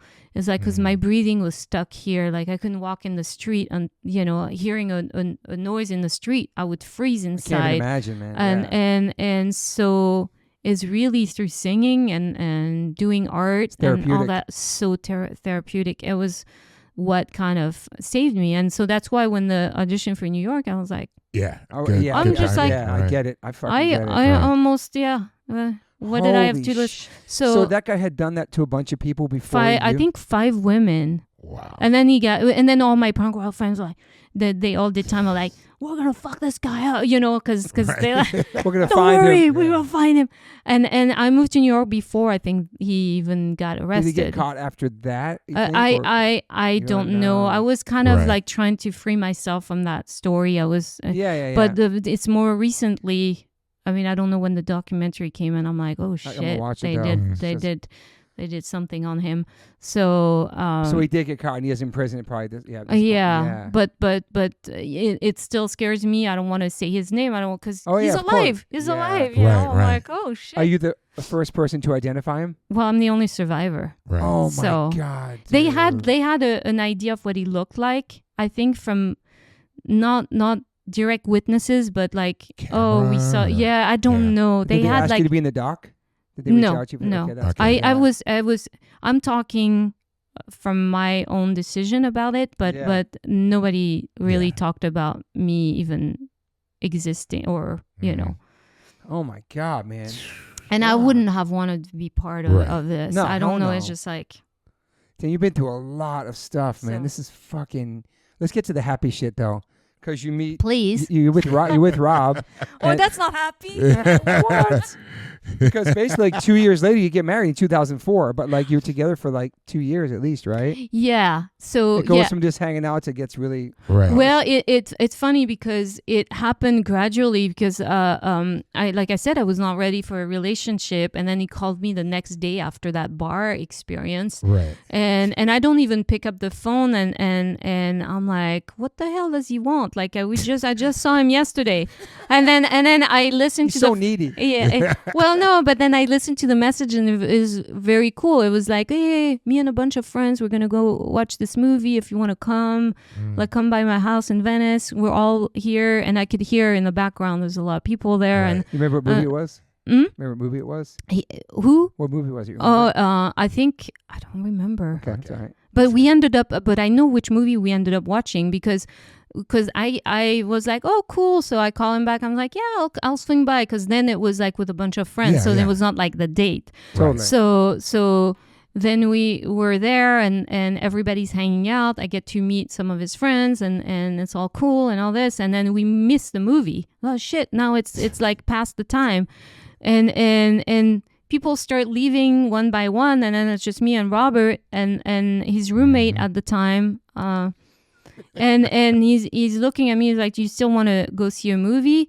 Let's see what's there." I'm like, "Oh, sure, let's go." And we were in Venice, and we went to Santa Monica Promenade at the movie theater there. And there was like I forgot which one it was. It was a weird James Bond movie that just came out. And because we were so late, we ended up like right in front of the screen. Oh damn, it's the worst. And I was like, what the hell? And then you could tell Robert was like fidgeting because it's uncomfortable and so close. And I was like, okay. Right up front's the worst. What if his whole plan was like tell his boys yeah, get out but I don't. I think it was more. It felt like it was natural. No, and then after the movie, we went back to his house because we drove with one car, and we spent the whole night up until like 4 a.m. listening to music. He's like, listen to this band. I'm like, yeah, but listen to this band. And, check out I was like, oh, you're yeah. And I was into a lot of like death metal and all this. He's like, yeah, your bands are all like like growling. And I'm like, yeah. So now he likes these like death and obituary and all cool. this. Like now he appreciates them, but back then he was like very like criticizing. Like, open his mind. Yeah, it's like, come on, it's just like growling. You could do that too. You too. What's this Sepultura stuff? Just kidding. Yeah. And that's it. Was just like but we were like just listening to music and still you're like I'm just focused on my career. I'm not trying to. I'm not. I like at that point. Yeah, I'm just like, okay, we're just hanging out as friends. You know, he asked me on a date like a couple days, like the day before, but we're not. You know, we're apparently. Yeah. And then it's me at 4. I'm like, oh, okay, I gotta get back, and so I got back, and then it just, I don't even know when it shifted, but it just happened naturally. It's awesome. It's beautiful. Yeah. Which I think also it helped that we knew each other before, and we were always in the same circles. You know, like his friends are my friends, and even though I met some of his friends later on, and he met some of my friends later on, but it's just we're kind of the same vibe, like just same people. So it helps with the relationship. Were you ever thinking about marriage and kids in your life? I always I was never one of those like I gotta have kids before it's too late. Like I was like, if it happens, it's cool. If it doesn't. Mm-hmm. It's okay too. Mm-hmm. And even at that time, like especially after this attack and everything, I became more like spiritual and seeing that how that could have been a blessing in disguise, because that took me out of my gunk or whatever, and it got me back on track. And so I was always believing like, okay, if it's meant to be, it's gonna happen. If not, like I'm not gonna force anything.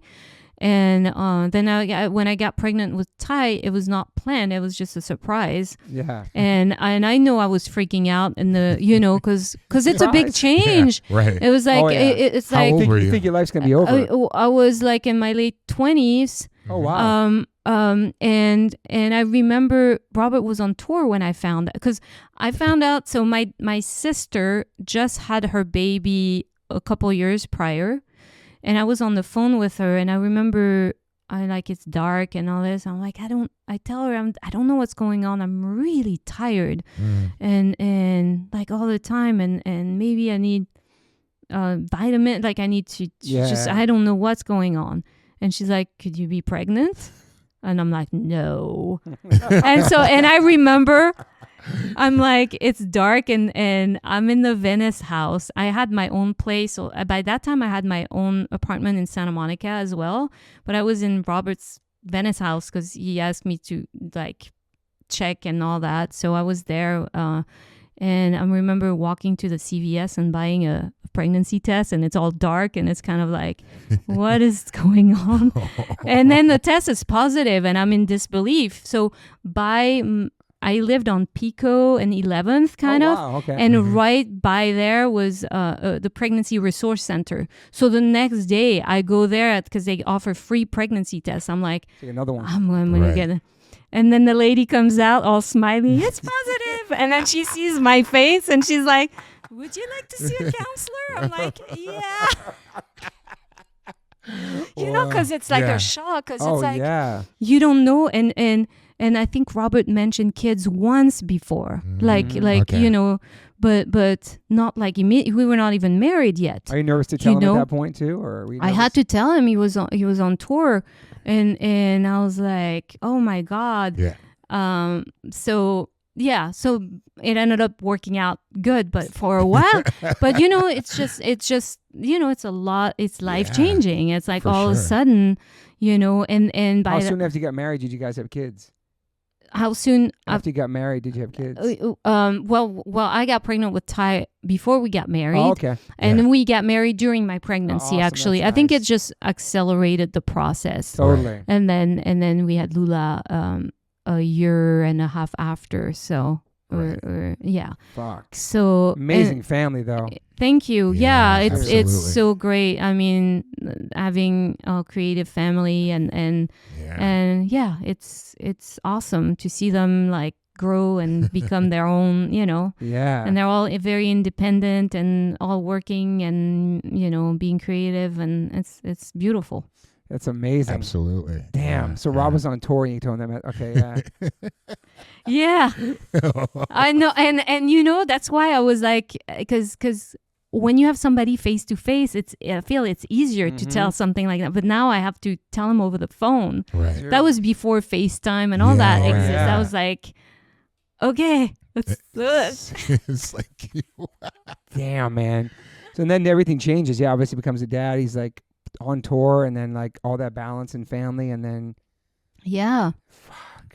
Yeah, it's a lot. At that moment, what do you do? Are you working at that moment when you find out you're pregnant? Yeah, and actually, weirdly enough, I made a peace with this, but for a while it was really affecting me as I was supposed to go on tour. I had auditioned for this band. I'm not going to mention any names, but I was supposed to go on tour before I found out I was pregnant. And then when I found out, I felt like, okay, we're supposed to start rehearsal the week after. So I called the manager and I said, hey, I found out I'm pregnant. And he said, welcome to your new life, and hung up on me. And I was like, yeah. And I was like, tell us after who it is. I want to know after who it is. I was like, what? And you know, also That's you have fucked. a lot of hormones and all this shit is Mood going on. swings.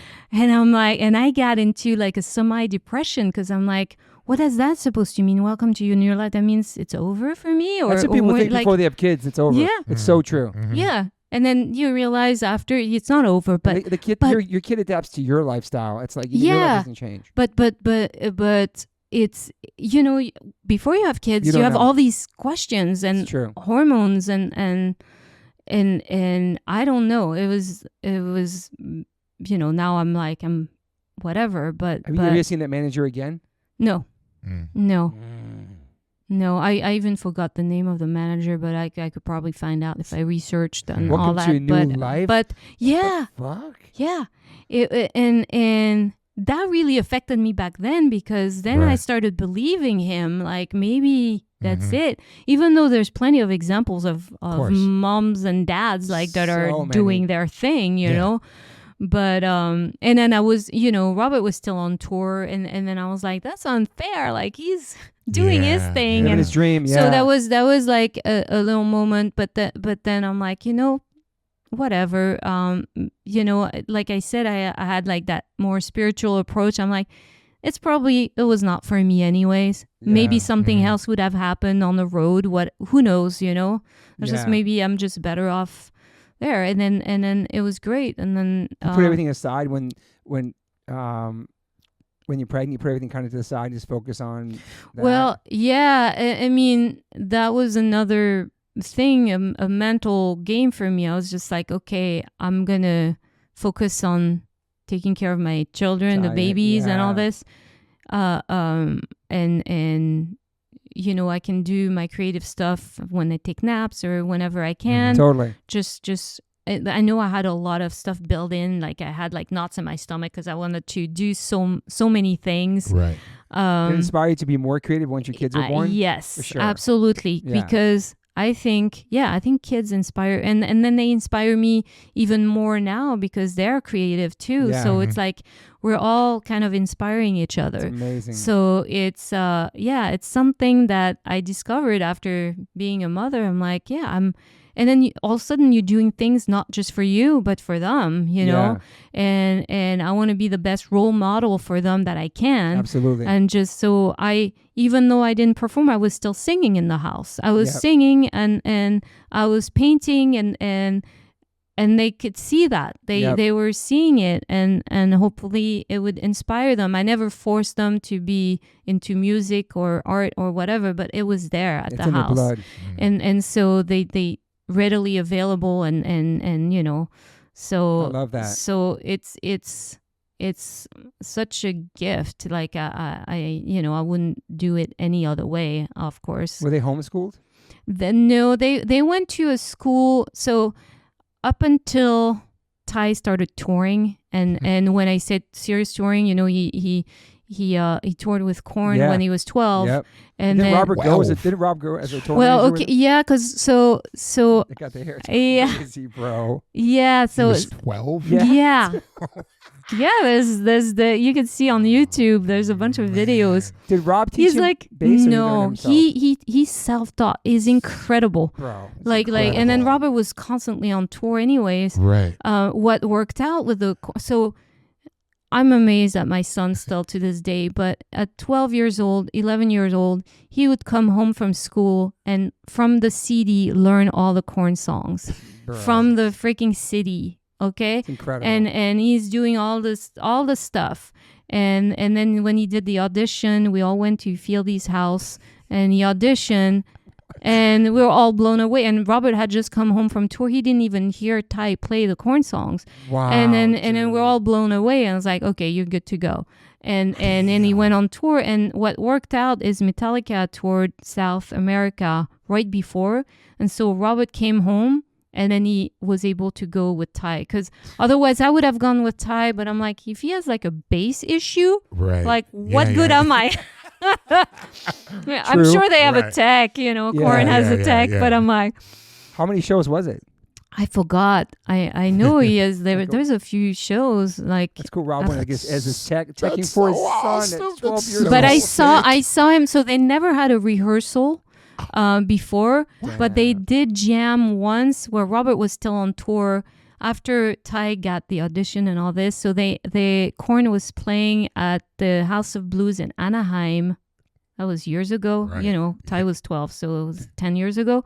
And they invited Ty to come at soundcheck, and I had tears. Because I'm like, Ty is playing all these songs at soundcheck with the band, and I FaceTime Robert. I remember check this out, and then I had it, and I'm like, oh my God, it was just. And how did the audition even happen? They just knew, they heard he was a good bass player. So Ty was playing. He had his own band with friends that Otto, right?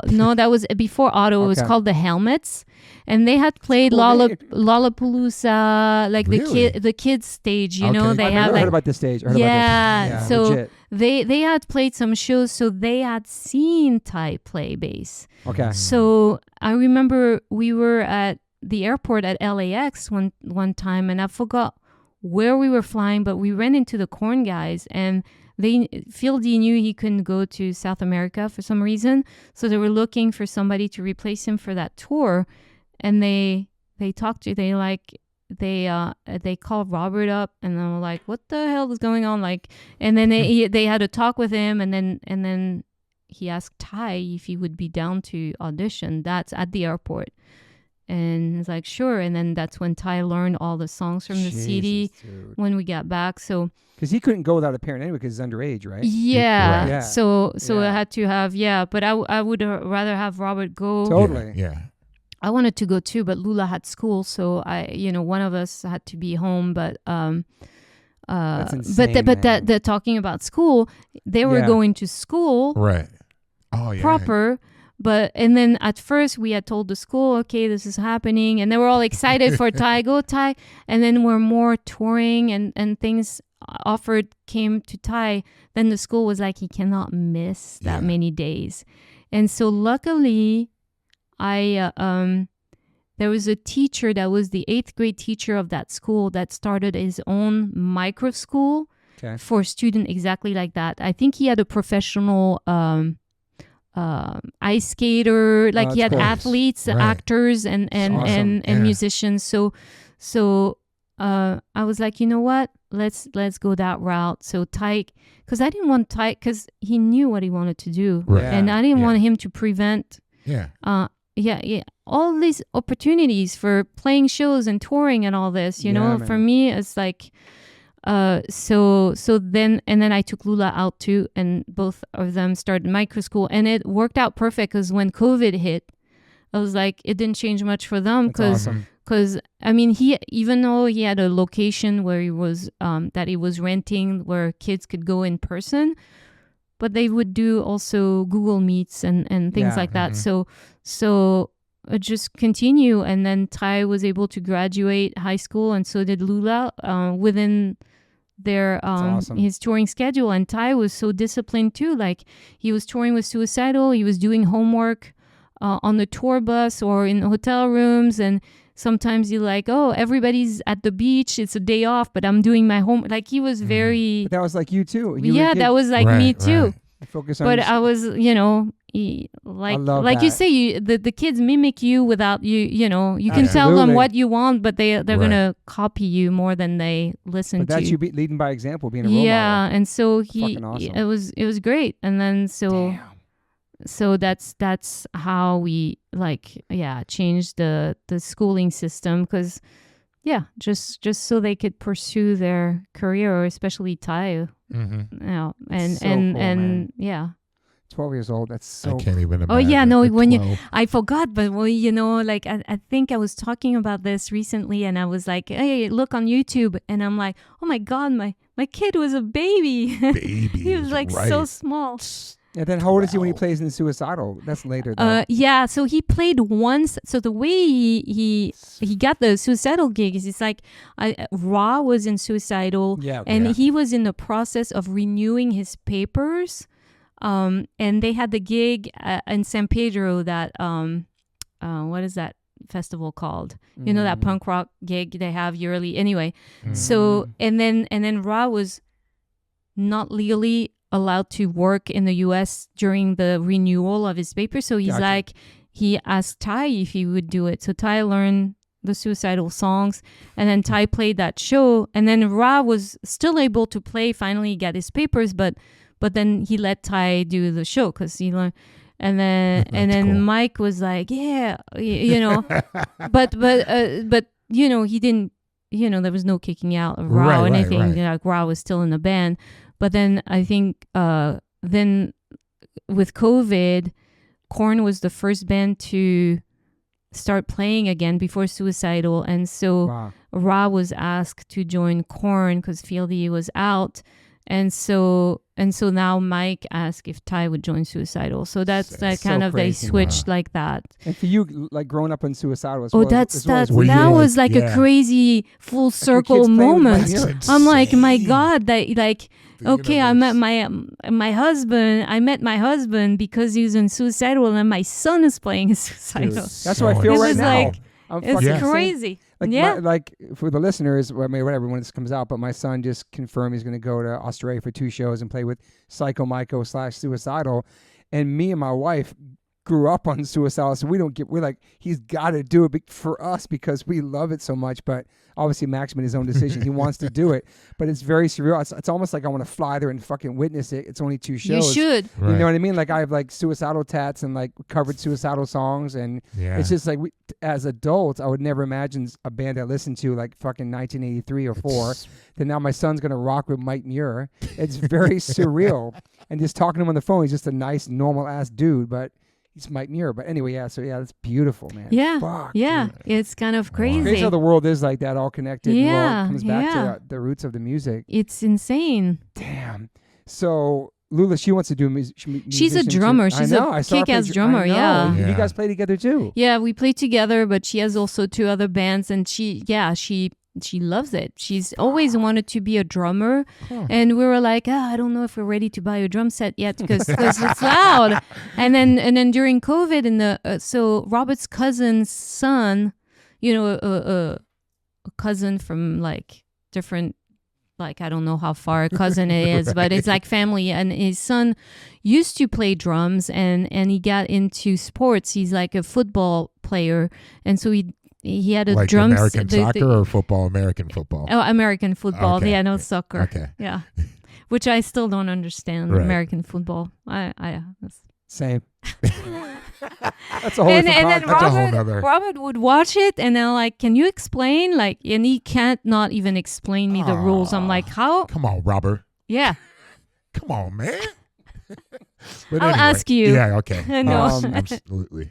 So But- about her band, right? But so he I think he's a quarterback for some, his college and all this. So wow. he's Okay. he's serious. Right. And so his drum set was just sitting, and then he was just like, hey guys, do you need a drum kit? Because I have one sitting at home and nobody's using it. Nice. And then I'm like, yeah, Lula's been wanting a drum kit. So that's how she got her drum kit. So cool, man. And since then, hours every day on the drums, and she loves it. Yeah. Can I I saw make you a- guys kill it, man. It was so nice at the where was the whiskey? Oh yeah, Yeah. Yeah. Always I great. remember you went Yeah. to the jamming together, right? Yeah. she loves it. You heard of it's the Partridge Family? Know what that is? Yes, I know what that is You because guys I could all, heard like- that comment. No, you guys could all before. play together. It's kind of cool, though. It's I fucking mean, awesome. yeah, that's super cool. And I would how love- soon after you became a mom, do you started doing your bands out here, your music out here, your other groups? So I was in a band called 66 Steps. Yep. In 2002, we did some gigs, like Bar Sinister. We did some gigs at a place called the AC Lounge in Venice. We did several little gigs here, and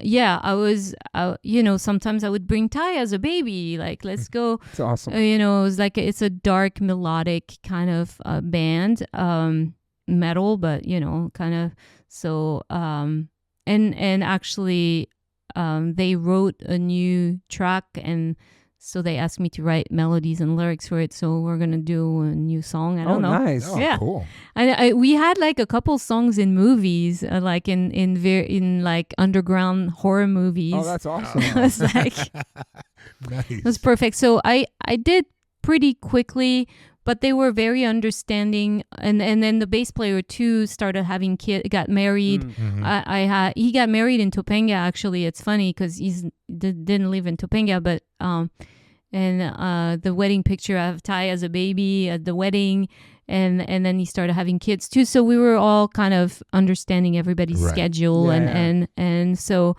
we would get together when we could and do shows and Yeah. things like that. So 'Cause I you never got- really You got Mothers of the New Nation too, and also the Boulevard of Eyes. yeah correct? Those other groups. yeah. Those are still active. Yeah, everything is kind of still active, more or less. Boulevard of Eyes was the most active. I'm actually about to release an EP of my own, which I released I removed everything from streaming because Really? I started my new label Oh. just like very recently. What's your label called? It's called 29 Records. Okay. 29 records. But I'm gonna re-release all my older music that's that's not awesome. that's not on streaming right now, and because I have like 5 albums and I don't know, maybe 3 EPs. You have a lot. Yeah, I have a You have a lot. Happy Peace EP, right? You have Yeah, I have a lot, but I'm releasing a new music that I finally recorded, stuff that I written during COVID that I'm gonna release the first single mid-October. Is it under just your name or like a whole new And group? under my name. That's cool. Mhm. That's nice. What Yeah. are the musical differences between these bands? Good question. Well, yeah. So 66 Steps, like I said, was more like it's not was because Mhm. we're still kind of more like dark melodic, doom metal, ethereal vocals. Though I sing like kind of falsetto mostly, and you know, where Boulevard of Ice feel like it's more kind of hard rock, groovy metal. Yeah, it's hard to describe. Who's Rav Medic? Not Rav Medic. I mean Boulevard of Ice. Rav Medic. So is he part of that? Yeah, because Chloé Trujillo, Rav Medic. So Rav Medic is the bass player for Boulevard of Ice. So we met. So I did a show. It was the weirdest because it was a virtual show at the Troubadour during COVID for Global Green, which is an environmental thing. So, so you can never meet the other bands because it was like COVID. You know, you play in front of a camera, pretend there's an audience there, it's so and awkward. then blah blah blah. So I played my solo stuff, and then Mark was in another band playing bass, and then he reached out to me and said, hey, would you like to collaborate on the song? And I say sure. And so he emailed me a bunch of riff ideas. I picked one and I sent him back some vocal ideas, and then we wrote together this song that's called Lightning Strikes Twice. And so after that was released, then there's a label. So he's from New Zealand, so some guy over there noticed that had a label, and he's like, hey, I would love to. And you know, nowadays signing label is not as significant as like when it was, but it's like, hey, yeah, how about you sign for 2 EPs or 1 EP? I forgot what the deal was, and I'm like, okay, let's do it.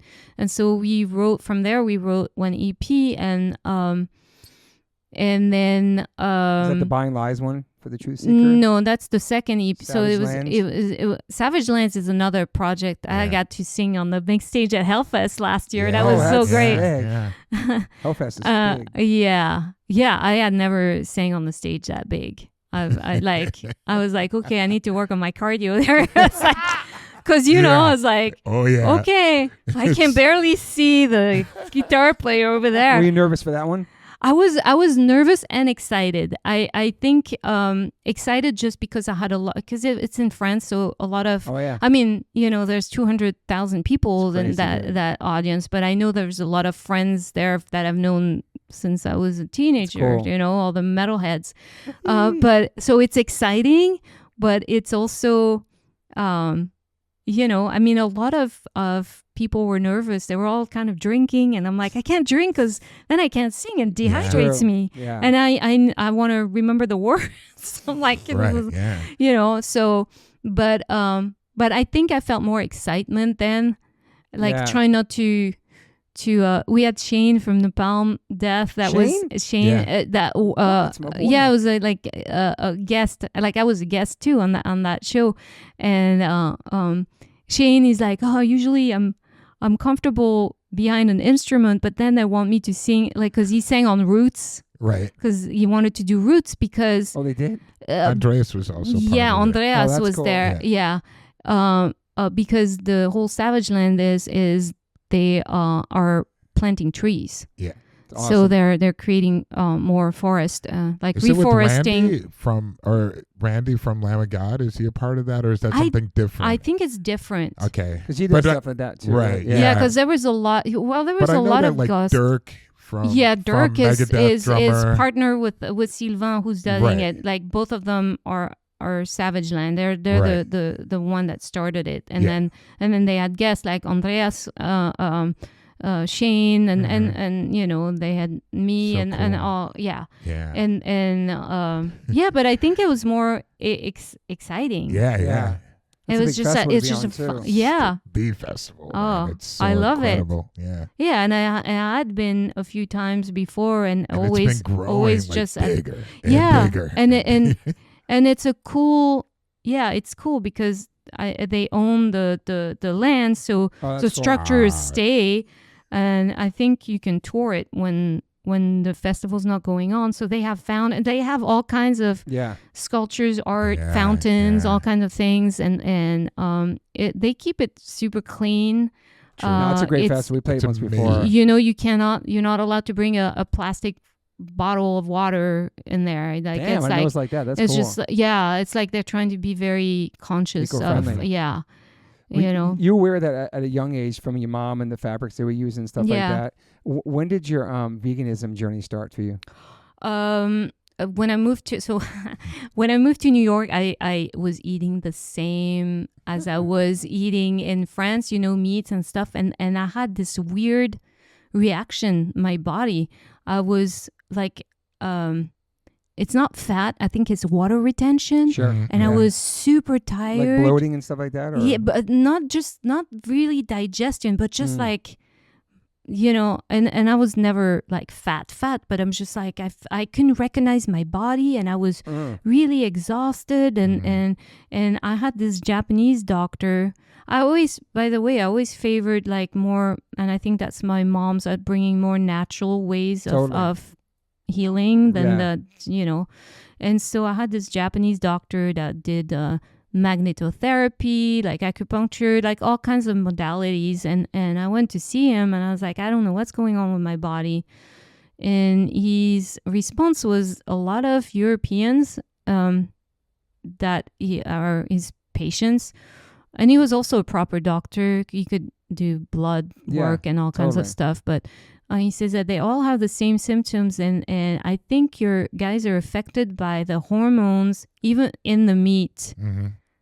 And I never liked milk or anything, so because he was saying also the milk, right? But in the meat, and he says, well, stop eating meat and come back in 2 weeks. And within 2 weeks, within only 2 weeks, right, everything went back to normal. That's crazy. A doctor saying that back then. That is crazy back then, for sure. I mean, the food is way better in Europe, too. Yeah, the quality, you know, and so interesting. that started my journey in questioning where everything comes from, and you know, being more aware of what I put in my body, because I saw it firsthand how it affected me. Like, I didn't want to feel tight. Better after the 2 weeks? In just 2 weeks. So that made and so for a while, when I go back to France, I would eat like regular foods, and then go back to like being just vegan in the US. And then after a while, I'm like, you know, I like, it hit me. I'm like, I don't feel like eating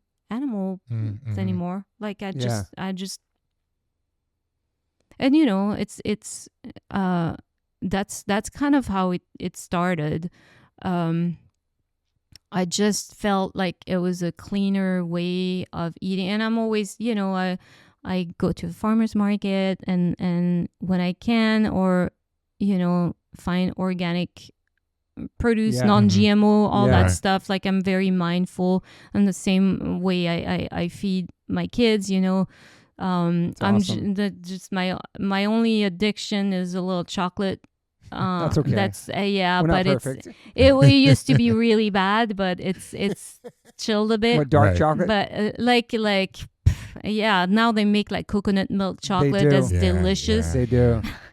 I almost brought you some here today. Oh, nice. Yeah. With chocolate, you made it? No, I did not make it. Oh. But I mean, it was like from, I don't know, my journeys. I had like found all these bars. I was like, Stuff in Europe and stuff too. Well, that's the fun part is, you know, you go on Happy Cow or whatever, and then you go like, okay, where am I going to be this week? Okay, like, let's search Happy Cow's a game changer. And it's like, you can find stuff, and even if you're not vegan, but they have actually suggestion of stuff where, you know, there's vegan options in that restaurant, or vegetarian or whatever, but at least it was kind of a fun game, even challenge for me and Robert. Like, okay, let's find, and we ate at some crazy place. Like, I remember dragging Robert, I forgot, I don't remember which city it was in the US, and we end up at this place, and it's like, you're at the table, literally, the restaurant, supposedly, it's just one table like this, and you have like one cooler with a bunch of like options, and then there's a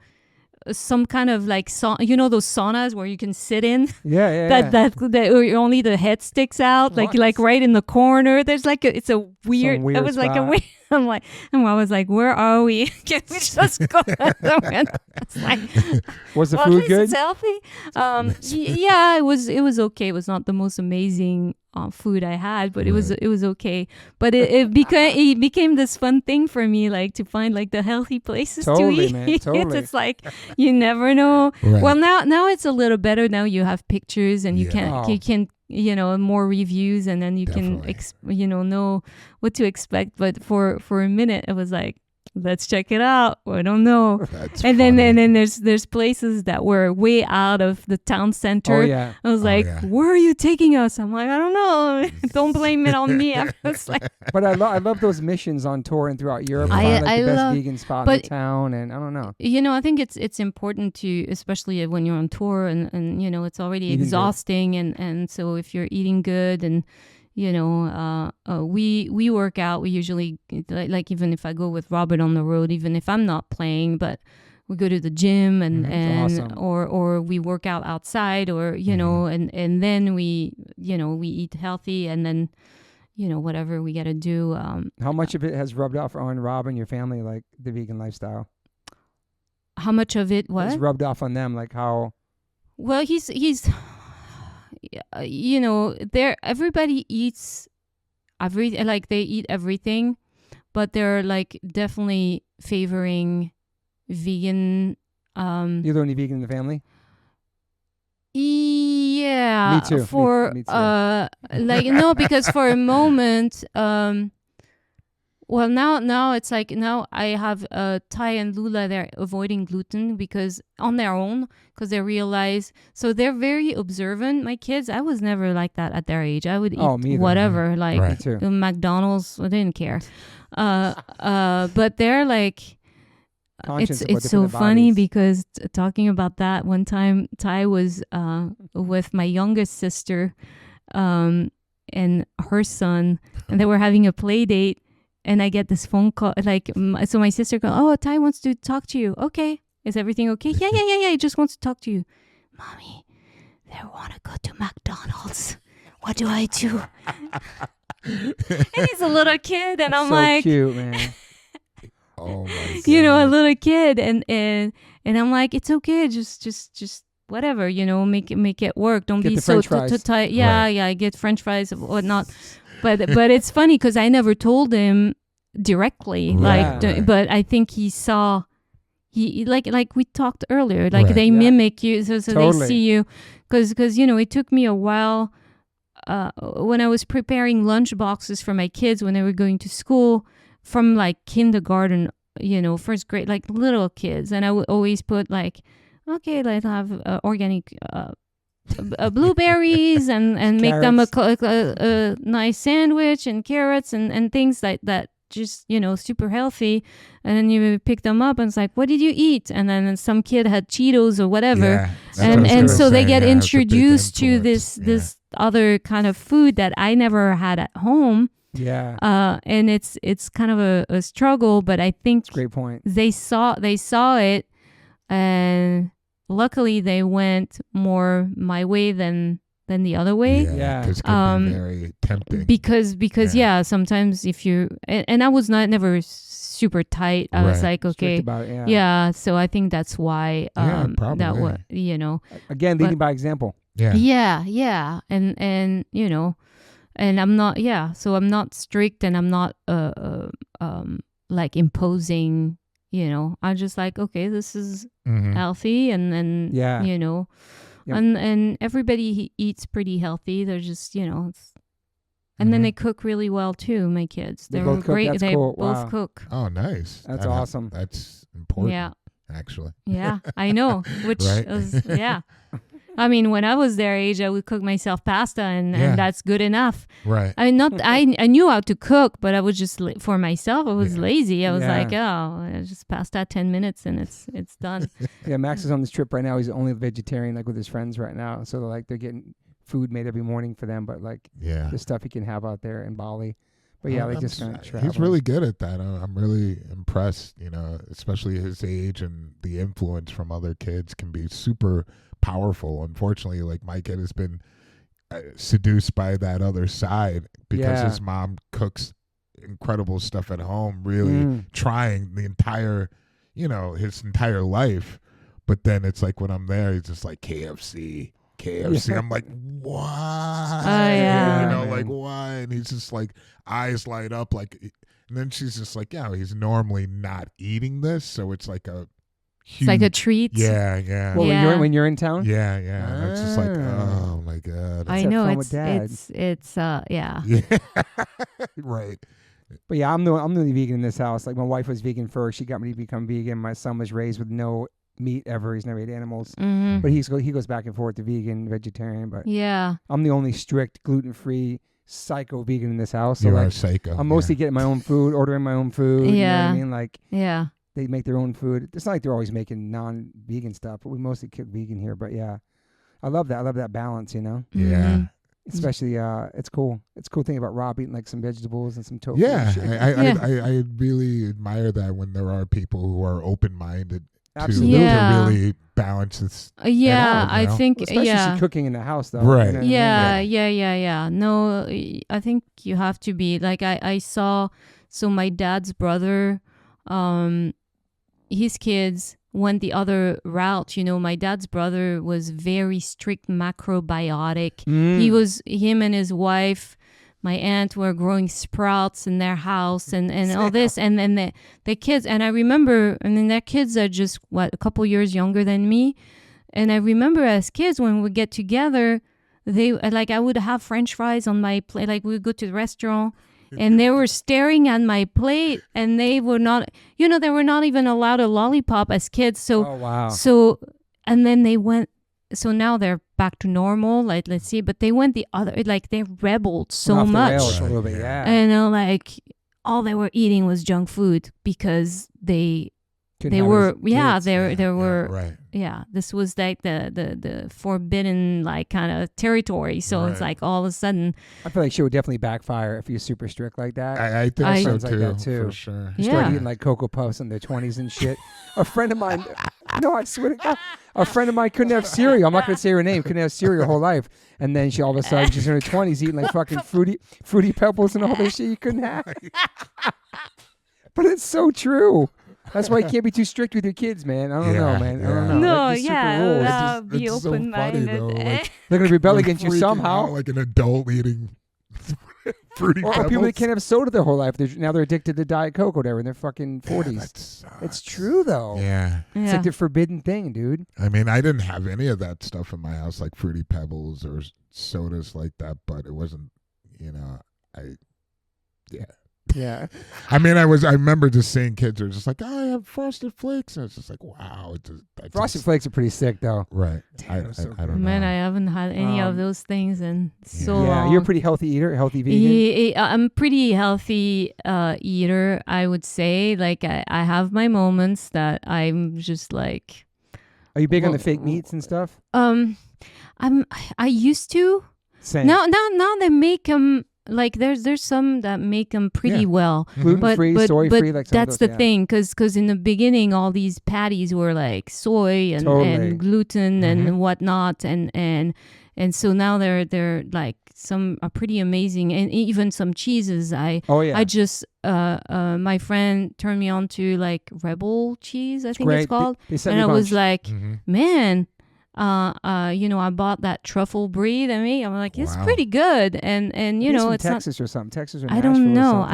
No, coming from you, I'll believe it. I mean, because my friend was like, coming from you, you're gonna be judging the cheese. Totally. Vegan cheese is the hardest to make. It's the hardest to make. There's some really rough ones out there. Yeah. And I have to admit, like, I will, if I'm in France and I know the farm and all this, I'll have like some homemade cheese from their farm, if I know exactly how, it's all about also how the animal, because I believe that the energy stays like how the animal is treated. All the fear and like just and then how they die. It's like the cheese that you buy is like basically a machine pumping and pumping and pumping that cow or whatever animal, goat, or and you're eating that stress and that anxiety and shit. and then not to mention infections where they have like probably they're treated like this. So, but so my friend was like the vegan cheese, and they're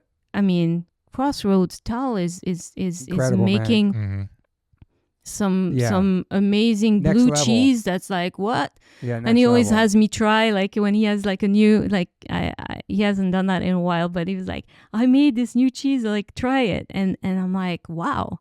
Yeah, I think they got everything down, but the cheese is the one they're still working on, right? I think to make it taste the most. I think they're getting there. It's getting closer and closer, and it'll definitely only get better. But you were talking about Beyond coming out with something with 3 ingredients. It's 4 ingredients. Because all the blowback you got. They started to listen to a lot of the people who are having problems with gluten and soy. Yeah, because that's the problem with Beyond the meat. Like they had like a lot of gluten and all this. But now they're coming out with just 4 ingredients in their fake meat that they're creating now. So they have this that's going to be available pretty soon. I'm getting hungry. Yeah, it's But the thing, I feel like a lot of that was from the millions and trillions of dollars that the meat industry put against fake meats and try to shit on all those brands and make veganism look like it's overprocessed. Absolutely. There's a lot of propaganda that the agriculture company has put into creating these false narratives of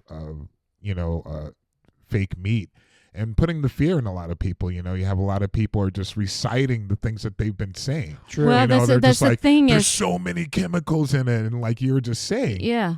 I was getting affected by the hormones that are put into. I was like, do you realize that the meat that you're eating already is tons of chemicals? Worse. And it's way worse. I think a lot of times people have a misunderstanding of fake meat. It's like, it's not the best thing for you. Of course not.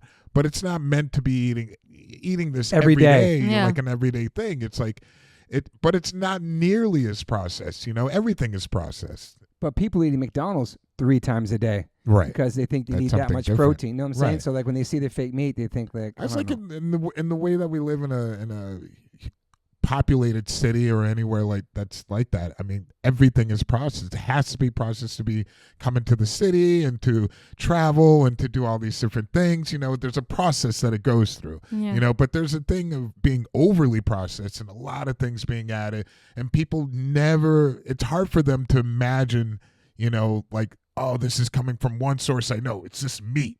And I'm like, no. It's like the reality of the situation. There's a lot of things involved in creating that burger to get to you, and it's really processed. And nowadays with social media and everything, you have more information, and then people are starting to post like the truth about like what's in your hot dog and what's in. But it's just a matter of what people want to accept as for well. sure. Because when you're rocking people's reality or their base of reality, they become very defensive, and very argumentative and denial. A lot of times you don't want to hear that, Well, it's also people that don't like vegans in the first place, and then all of a sudden they find out that the fake meat's processed, so they can be like, see, I told you being vegan is not healthy for you.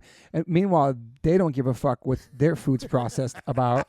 But you know what I'm saying? They can just point the fingers at that. And I think it's just like, that's why I think veganism and all that's kind of, it's at this weird place now with all the restaurants closing and all this stuff. It's like a weird place. Like all the cool influencers from 2020 on social media, vegan. Yeah. All of a sudden, like, it's been always a battle, like with change in general. But all the same people like, meat. I have to eat meat now because my doctor told me I'm going to die without protein. It's like, bro, you were in it for the fucking trend of being plant-based. It was a trend for you.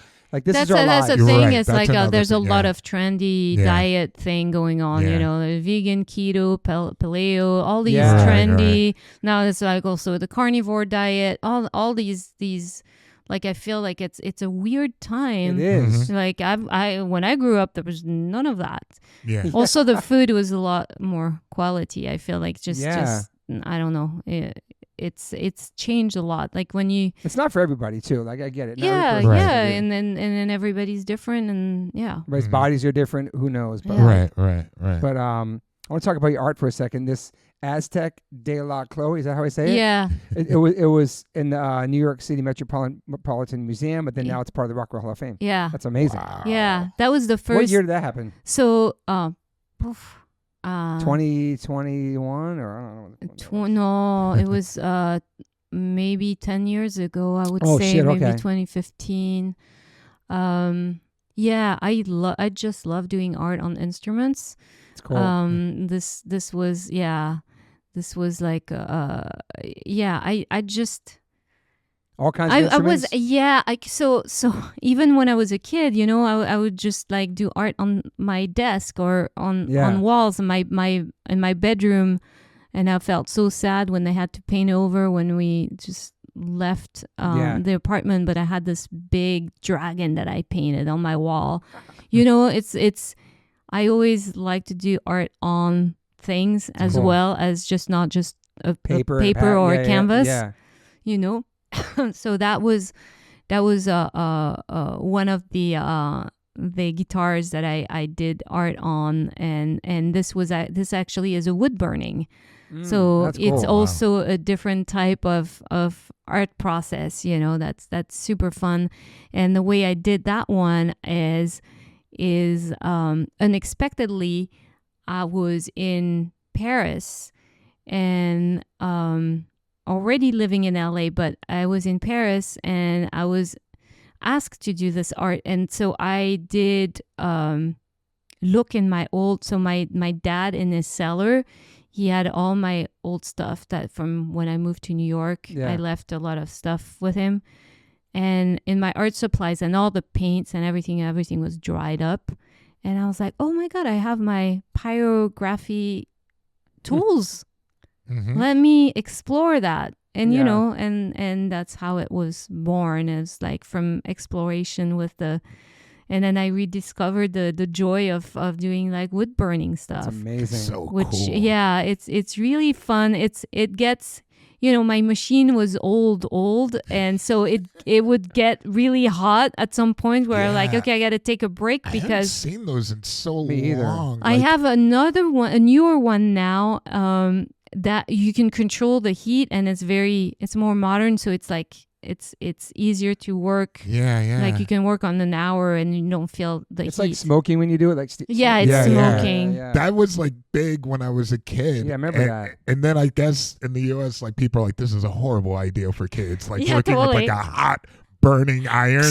And I remember at being at my house, my brother had one. I was like, oh yeah, I'm creating right now. Like burning wood, like in my bedroom, smelling and shit. And I remember that distinctive smell. Yeah, because when I first got it, when I was like a teenager, I would do its chairs. I'm like, chairs in the dining room, let's go. Without my parents. Oh, your like, family's what? chairs doing it. Fucking tagging them up. Yeah, I think they're like, let's do it. That's not probably the greatest thing for a kid. Wooden spoons, right. That's okay. Let's do it like everywhere. You have to like walk. Where's wood? I'm coming. Tagging over a whole house. I just saw like a bunch of horrible ideas for kids that seemed like a great idea at our time. Like, but see, it's like you see the time difference when things were safe, considered safe back then, or okay for kids to play with. Nowadays, there's no way, no way that any of that burn stuff. your brother's leg. Yeah, totally. Because I would be with my compass, is that what you call it? A compass with the needle? Yeah. I would be with my sister. I'd be like, don't we like, and then she'd go back to me. Yeah. We were like, siblings. You remember the gnarly, dude. You remember the lawn darts? They're just like long, like darts that you just throw, and they were huge. And I remember these were like a huge thing. And then they're huge darts. And then it was just like horrible idea. Kids would be throwing it up in the air like, run. They could stab you and shit? Yes, they were holy fuck. Well, we would play with fireworks in France. Like I remember so there was like the bathroom, the public restroom, they had like, those tiles that are glass, that are frosted glass on the ceiling. Mm-hmm. Okay. And we would be on the top, and there was one that was broken, and we throw in like fireworks, and whoever was in the bathroom, and we'd laugh about it. It's so dangerous. That's so dangerous, dude. But we're like, the thing would explode. It's somebody's in the toilet, Get glass in his fucking hair. And we're like, yeah. You don't think about that stuff. No, because we're like, it's fun, you know? I mean, yeah. Wild ass kids, man. Don't get any ideas. Are you still doing the swimsuits, like eco-friendly swimsuits and all that stuff? Yeah. Because you did that for the U.S. Olympic swim team, Yeah, right? yeah. Really? 2024, yeah. That's amazing. Nice. That was so cool. Yeah. How'd you end up doing that? It was kind of a crazy story because I got the phone call and if there's a number I don't know on my phone, I let it go to voicemail because there's so much scam right now. Actually, it says like spam potential, now it says, but and so it was one of those numbers that was, I think, 3 years ago or something, and I let it go. And then I hear the voicemail like, you might not believe me. I'm actually the coach for the Olympic swim team, USA. Dude, we were talking so about sick. So I'm like, is this for real? Yeah. And then so I called back and this lady's telling me that she heard about me through her aunt, I think it was, or something, and her aunt had contacted me. She was her aunt was a professional flamenco dancer, and she had contacted me for dresses.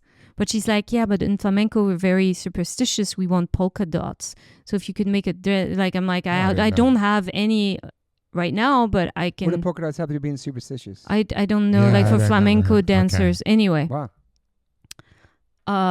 Move on to her niece or and so I'm still kind of like weird, not really believing that was really Olympic. I'm like, am I hearing this right? And so I meet with her and the other coach. So there's two coaches. One coach is for the ground gymnastics, so it's where the swimmers learn on the ground what they're gonna do on the water, and she's the main like swim team coach.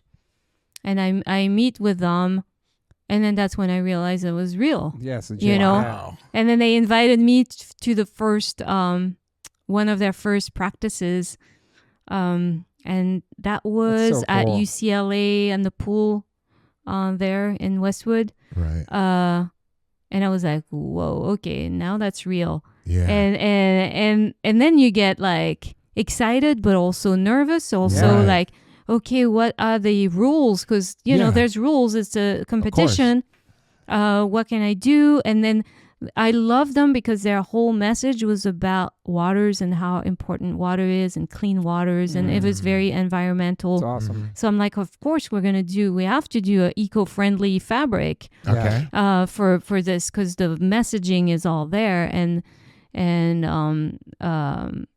I remember they had, I think it was Times magazine or some people that were filming that first practice, and then they interviewed me and like, how do you feel?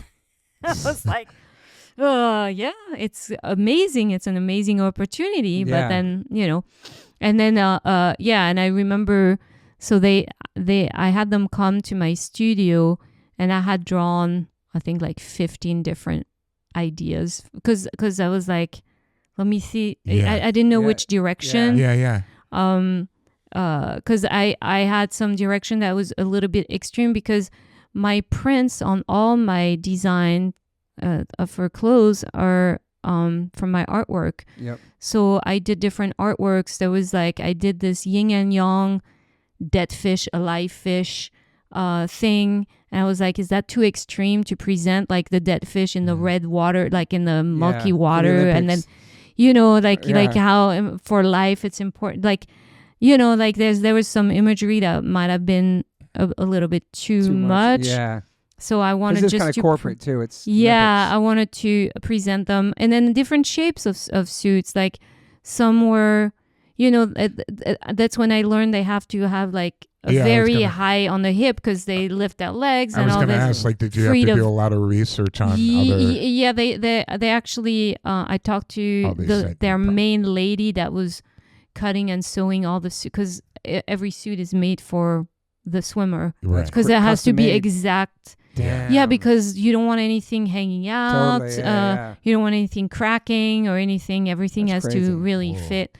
So she told me about like what the rules were and what I could do, and how much it's not nudity, but how much you can show, how much flesh you're allowed to show or not, and which seems to be like less and less now. Like you can do like a fake nude color kind of suit that makes it look like it's just like this, but it's in fact it's a whole suit, and headpieces and whatnot.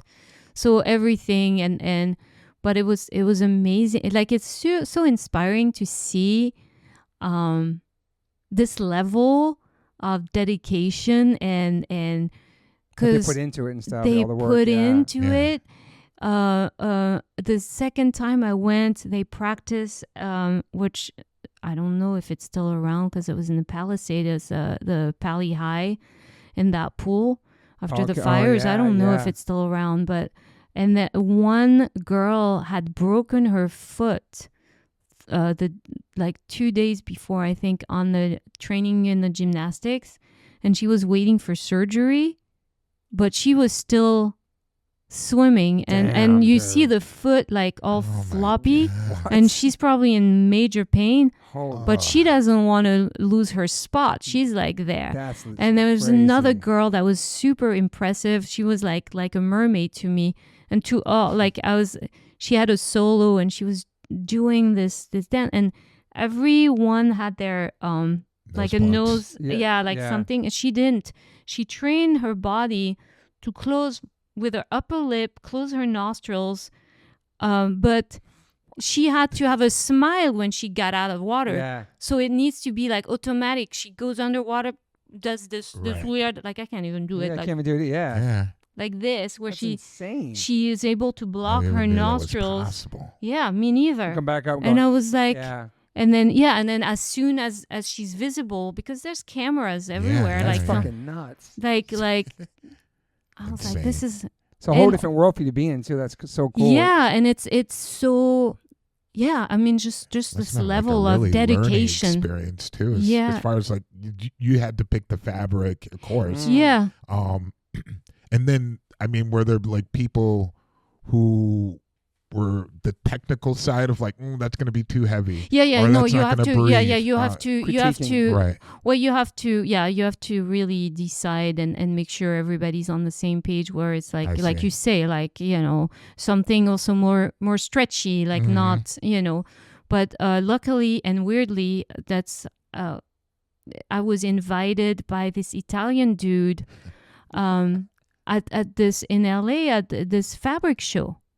Wow. Like strange and that guy, I realized he was in my phone contacts from many years prior. Wow.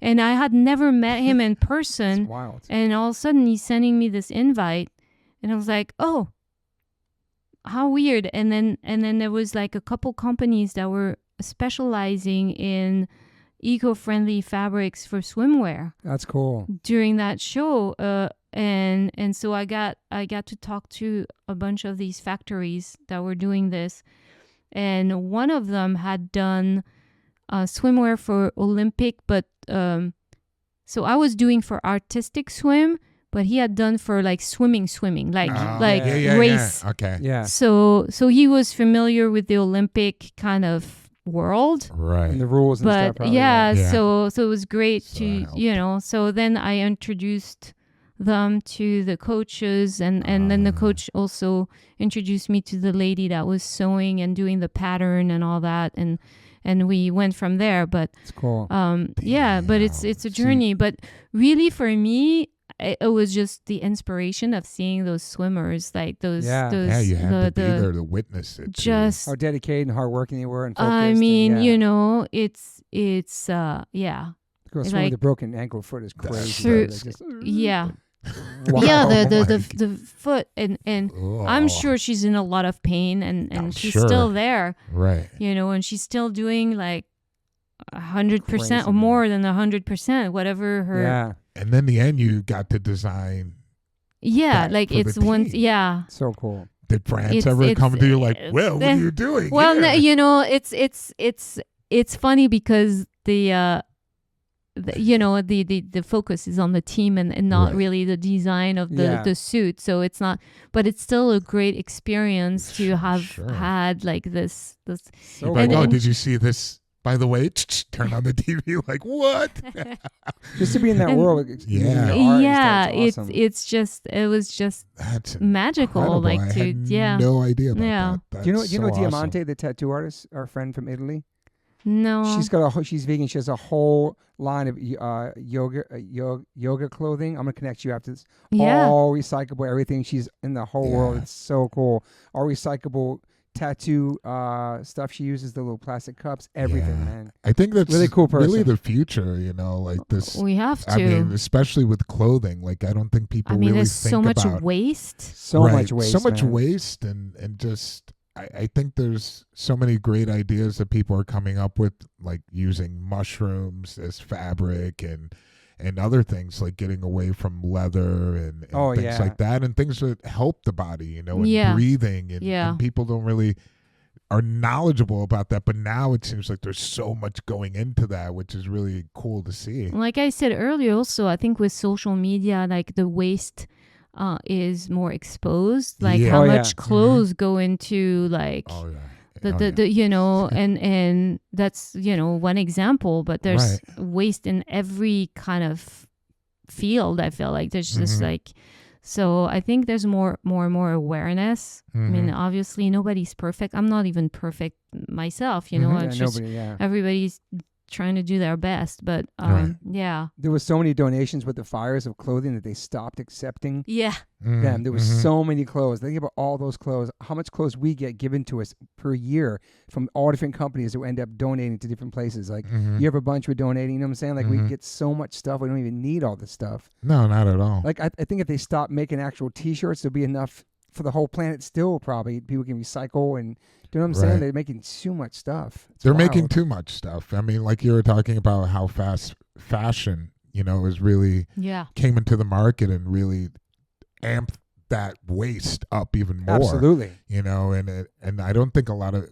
people are knowledgeable about how damaging that industry has become. Well, you don't see it firsthand, so you're like, well, and I mean, when I was younger, I didn't really care about that so much, and I would be like, oh, I'd rather buy a t-shirt for $2 than but then you're like, where does that go? Now if I go shopping, I love the thrift shops. Like that's where I go. I go get my stuff. I mean, I've done that for many years. My parents did that too. In New York, I had no money. Even my furniture, I would be calling people I know, like, hey, I'm on the corner of 5th and 27th. There's this cool table. I can't carry it myself. Like, can you meet me? And then we'll be in the subway. Of course, and then I will be like sanding the table, repainting it, and burning it with your tool. Decorating it my own way. And I had this new cool table. Definitely. Living in New York, used to pick up shit too. Oh yeah, of course. There's always. I mean, there's so much on the sidewalks, and like I've seen a lot of people now, even like Instagrammers. They're like really young, going into these thrift stores, buying furniture for like $20, flipping it, and it's amazing work that they're doing. Cool. I'm just like, wow. They're like, no, this used to be like a $3,000 couch. Now I refurbished it. I bought it for like $100. They're able to iron. I love watching the transformation. It's amazing. And they're super young kids doing it. I'm like, I love it. Damn, they're so sick hustle. good at it. Yeah. I think I love that. Yeah, I do too. I think it's great because I do want to say that I'm wearing a Billie Eilish recycled T-shirt. That's the best feeling and fitting shirt that I own. That they do something. All the stuff that she makes her products on is all recycled, refurbished cottons. It's interesting. Yeah. But you've done some collabs. Did you collab with the Vans or DC Shoes? Is that true? DC Shoes, yeah. Well, I did Vans. What's a dream collab too? A dream collab. What'd you do with DC Shoes? You designed a shoe? Well, yeah, they contacted me. That was 2012. That was a long time ago. Deep diving, dude. And and it was DC Europe because they have all kinds. So the guy contacted me and say, hey, we would love to do a shoe collab with you. And I was like, oh, amazing, cool. just so I same thing. I did some artwork and they did the shoe, and then And then they had this cool thing going on too, so then I went to Paris and they did a photo shoot with me and the shoes and all that, and so I launched the shoe in 2013. Was it under your name? Like and it was DC, like it was Chloé Trujillo DC shoe model, and it was only for women's. I didn't decide that. They were like women's shoe, and I had high tops and low. And you could pick the materials. Yeah, I could. I could pretty much decide. So they did that, and then they were selling it into the skate shops and all that. But after that, the guy was like, "Hey, I'm creating this tour. It's a tattoo. I think it was called Ink. I forgot what it was called, but it was sponsored by DC, and it was like." I remember this. So there was a lot of artists that would make art, burning ink. That was it. Okay. That was what it's called, because that's how I remember is they would burn the artwork. So it's exhibition, and we did Berlin, London, Istanbul, Paris, and New York, and so it was in tattoo shops, and they would do one evening of an exhibition, and I was part of the artists, so a selected amount of artists that had collabed with DC before, and to do some tattoo designs. Mm-hmm. Oh, that's cool. And the people that went and bought the art is to get it tattooed on their hands, and then they would burn the original art, so there's no copy. There's wow, that's pretty cool. So it's actually. like, so you get your artwork from your artist. Yeah. That's not going to be replicated anywhere. So you get a unique tattoo from an artist you that's like. Pretty cool, and, actually. Wow. And yeah, and I thought that idea was good. I didn't get a tattoo, but I was part of all these. Because I like to draw my own tattoos. And, that's cool. And then you design your own. Yeah, I draw my own, and then I have my friends tattoo them on me. And adapt, because it has to be adapted to where it's on the body. Right. But you're pretty particular about your tattoos, and they all have to have meaning. Yeah. So yeah. I love that. I got some dumb ones, but it's okay. I had a very dumb one actually that Robert had me covered. Like, I don't want to see because that was like, that was one of those tattoos where, hey, my brother is a tattoo apprentice. Let's get tattooed. Like, okay, it was in Paris, and we were like, okay, let's go. And I got this crazy monster, and it was in my back, so I didn't see it. I never saw it. And Robert, it was pretty bad. I laugh with my friend Kim Se, who's a tattoo artist. Yeah, I love Kim Se. She had a similar 90s monster tattoo on her leg that she got covered. I'm like, I got the same kind. Oh my god! And Robert was like, yeah, it's about time that, like, I don't know, got to do something about that monster, man. I can't. Did you laser it or cover it? No, it's a different. Like, I have a tattoo on. Did you ever get lasered before? No. Yeah. Kim Se is the best. Shout out to Kim Se, incredible human and tattoo artist. Yeah. She's great. Yeah, man. she's amazing. My wife's good friends with her. She's from Chicago. Yeah, I know. OG Chicago. All right, whatever, dude.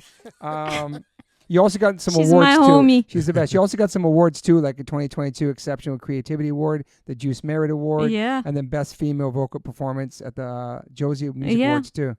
Congratulations on your awards. Thank you. Bring it. More to come up. I'll give you all your flowers today. Thank you. What's like a dream collab? Oh my God, that's. Like well, you know what I'm gonna say, and I know we mentioned this, and it's I can't say it's a dream collab, but it would be a dream to actually do music with my family, like with everybody. That would be a dream collab, awesome. right? That would definitely. That would be. That's gonna happen. So I hope so. Who's gonna play guitar though? Well, Ty is a great guitar player. Perfect. You know, Ty is the one that played the solo. I never watched the series, but Stranger Things, when they play the what? The Metallica which song? Yeah. He's the one that's recorded that solo. No way. Dude. Yeah, and Kirk showed him a few tricks, like how, but he's the one that played it. What's going on? Ty is a great guitar player. God, what is happening right now? I remember that episode. Yeah, it was huge. I have so to watch cool. that episode, but yeah. That is so cool. Because he was so young, I was dealing with the business side of things with the team from them that like. Yeah, that's legit business. So yeah. But it's a cover, right? It's a cover, yeah. But he's the one that How old played. was he when he did that? How old was he? Oh, he was, I don't know. It's That probably- one He was was like that- 9 years old. No, he was young because Oh it was God. before he was major for sure. I think that's gonna happen. You're definitely gonna make some music. I as a hope. family. Yeah, for Come on, sure. it's but then inevitable, man. yeah.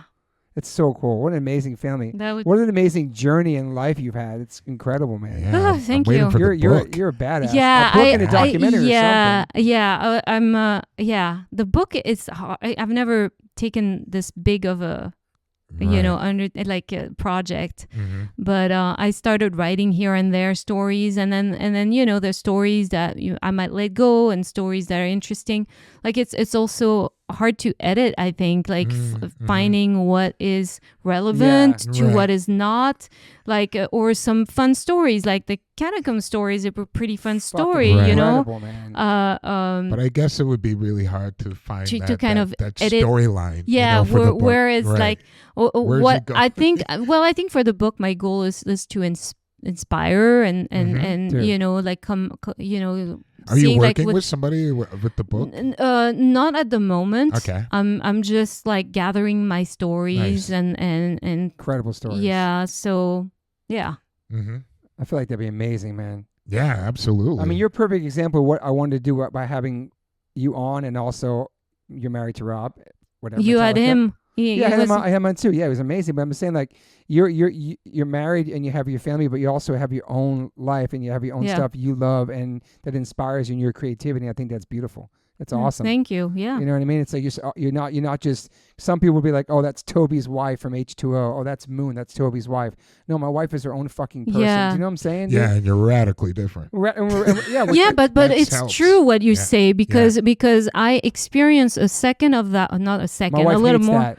But when I first had Ty, I remember Robert was on tour and I felt kind of like a machine because I was just like feeding, changing diapers, doing the like cleaning the house and all this, and I had kind of lost myself and also when you're a new mom you kind of have to redefine your identity. And then I remember we still lived in Venice back then, and I remember one time we're walking down Rose Avenue. Robert just came home from tour, and I have Ty in a stroller, and then Robert's next to me, and we're walking towards the boardwalk, and people would either stop, how cute a bit baby, or they would stop because they recognized Robert, and I felt like I was non-existent. Right. And then I remember a few days after that, Robert's mom came to help watch Ty so we could have a dinner date together. And then this guy recognized Robert. We're just arrived at the restaurant. I had not had an adult moment by myself with my husband or anybody for a long time. And this guy recognized Robert, and Robert's nice. I'm nice too. But I have this guy's ass in front of me because he's talking to her, and he's all shaking, and he's all like, and then I'm like, oh my God, we only have like an hour or an hour and a half, and here's so I felt like I was not, this guy was completely ignoring me. Yes. And so for a moment I was like, oh my God, who am I? Like, do I even exist? Yeah. But then, so I think that reinforced the need for me to be like, okay, I'm gonna, I'm taking care of my kids. I'm a mother, but I'm also Your own this voice, artist your own career, and and that was important for me, and hopefully that would inspire.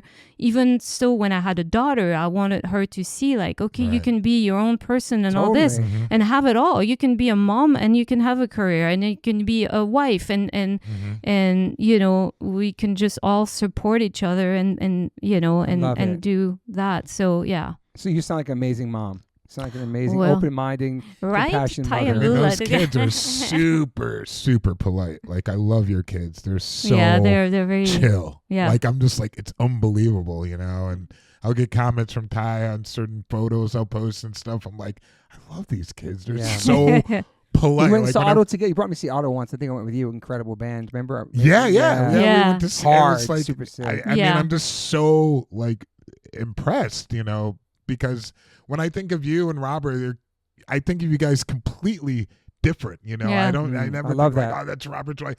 You've really done so well to create your own identity. I've only known you as, it's your own identity, as being so creative and artistic and a great mom, but I mean, your kids are so sweet. It's incredible. I also think that's a key to a good marriage and a solid marriage too. And like, I've been married 30 years next year, and just like congrats, having that, 30 years, that's good. And where opposites attract, and totally and opposites. chemistry and all that. Because I met his wife before they were married. Yeah, we were in dating. Yeah, before, and I'm just like, wow, I never would have guessed it. But also, each person has their own identity and personality, and they're not just the other one's partner. I love that. Yeah, absolutely. I think it's important. But one thing you did say for the listeners that I don't know, just you were going to have that moment with your husband because it was so chaotic. Obviously, he is who he is, but he's also your husband.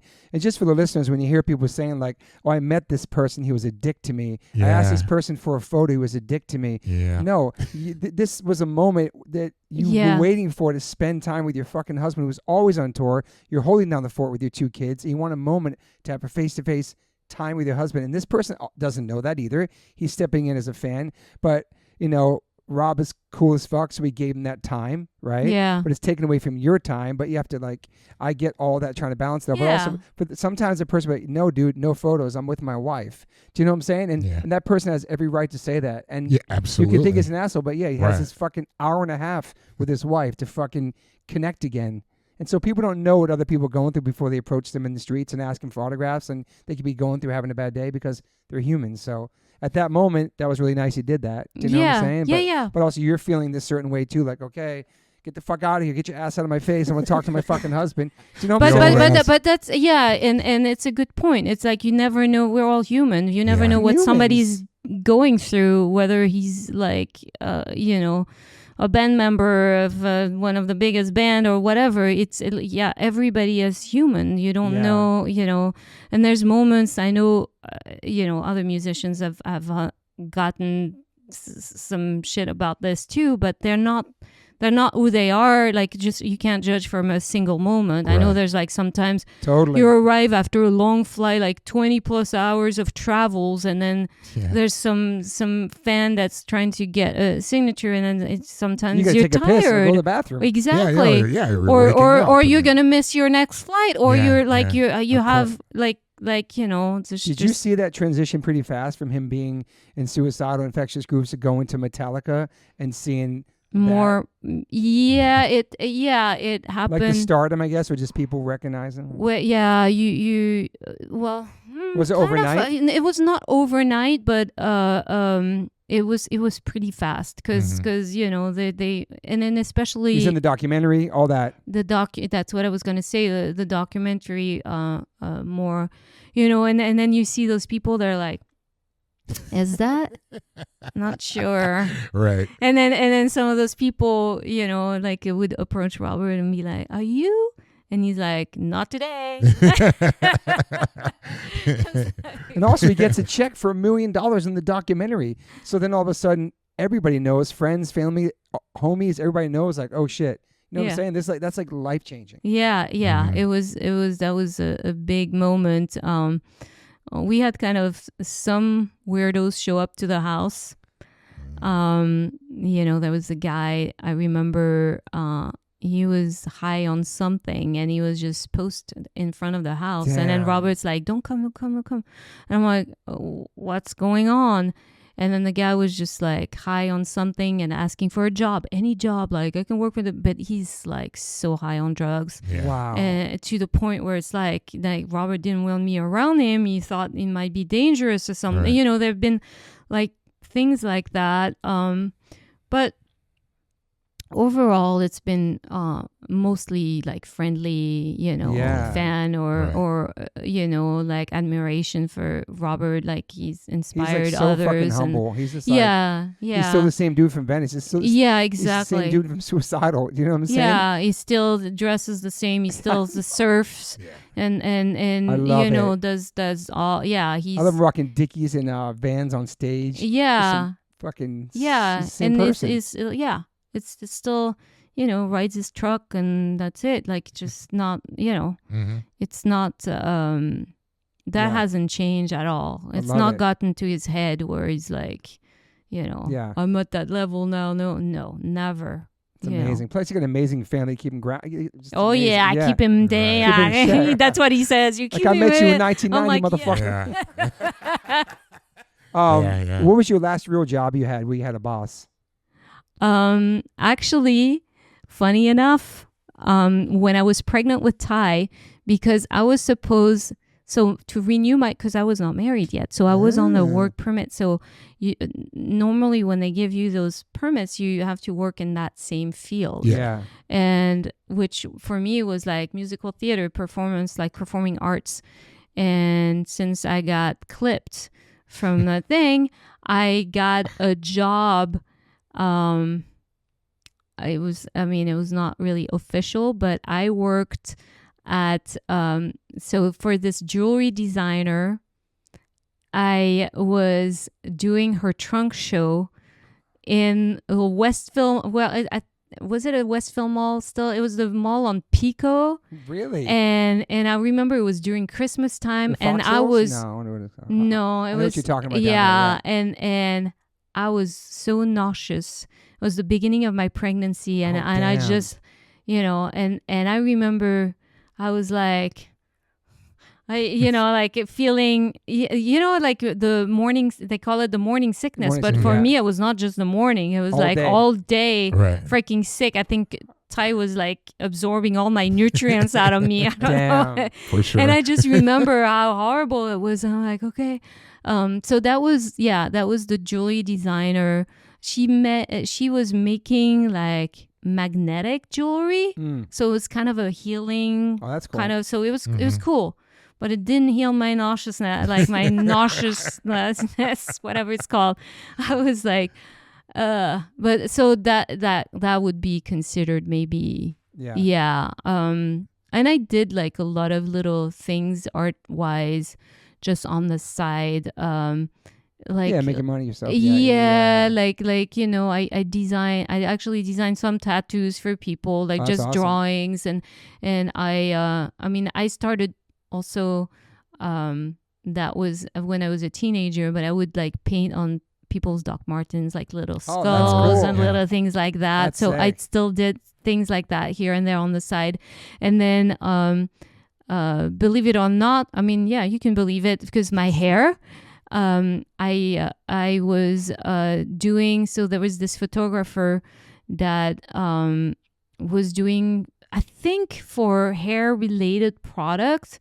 So I was doing photos for him. I was just modeling, but it was not my face or anything. It was just the hair, silhouette and hair. That was also like little things here and there.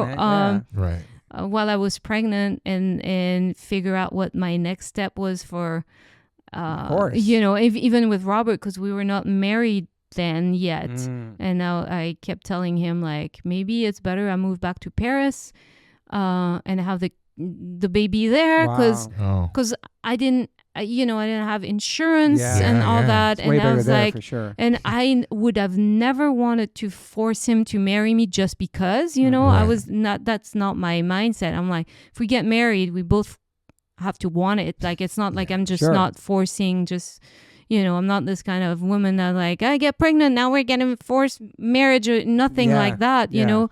So, and he's like, no, we'll figure it out. But he was in the midst of touring. So it was a lot. And it was his first year at Metallica. So it was like a lot going on.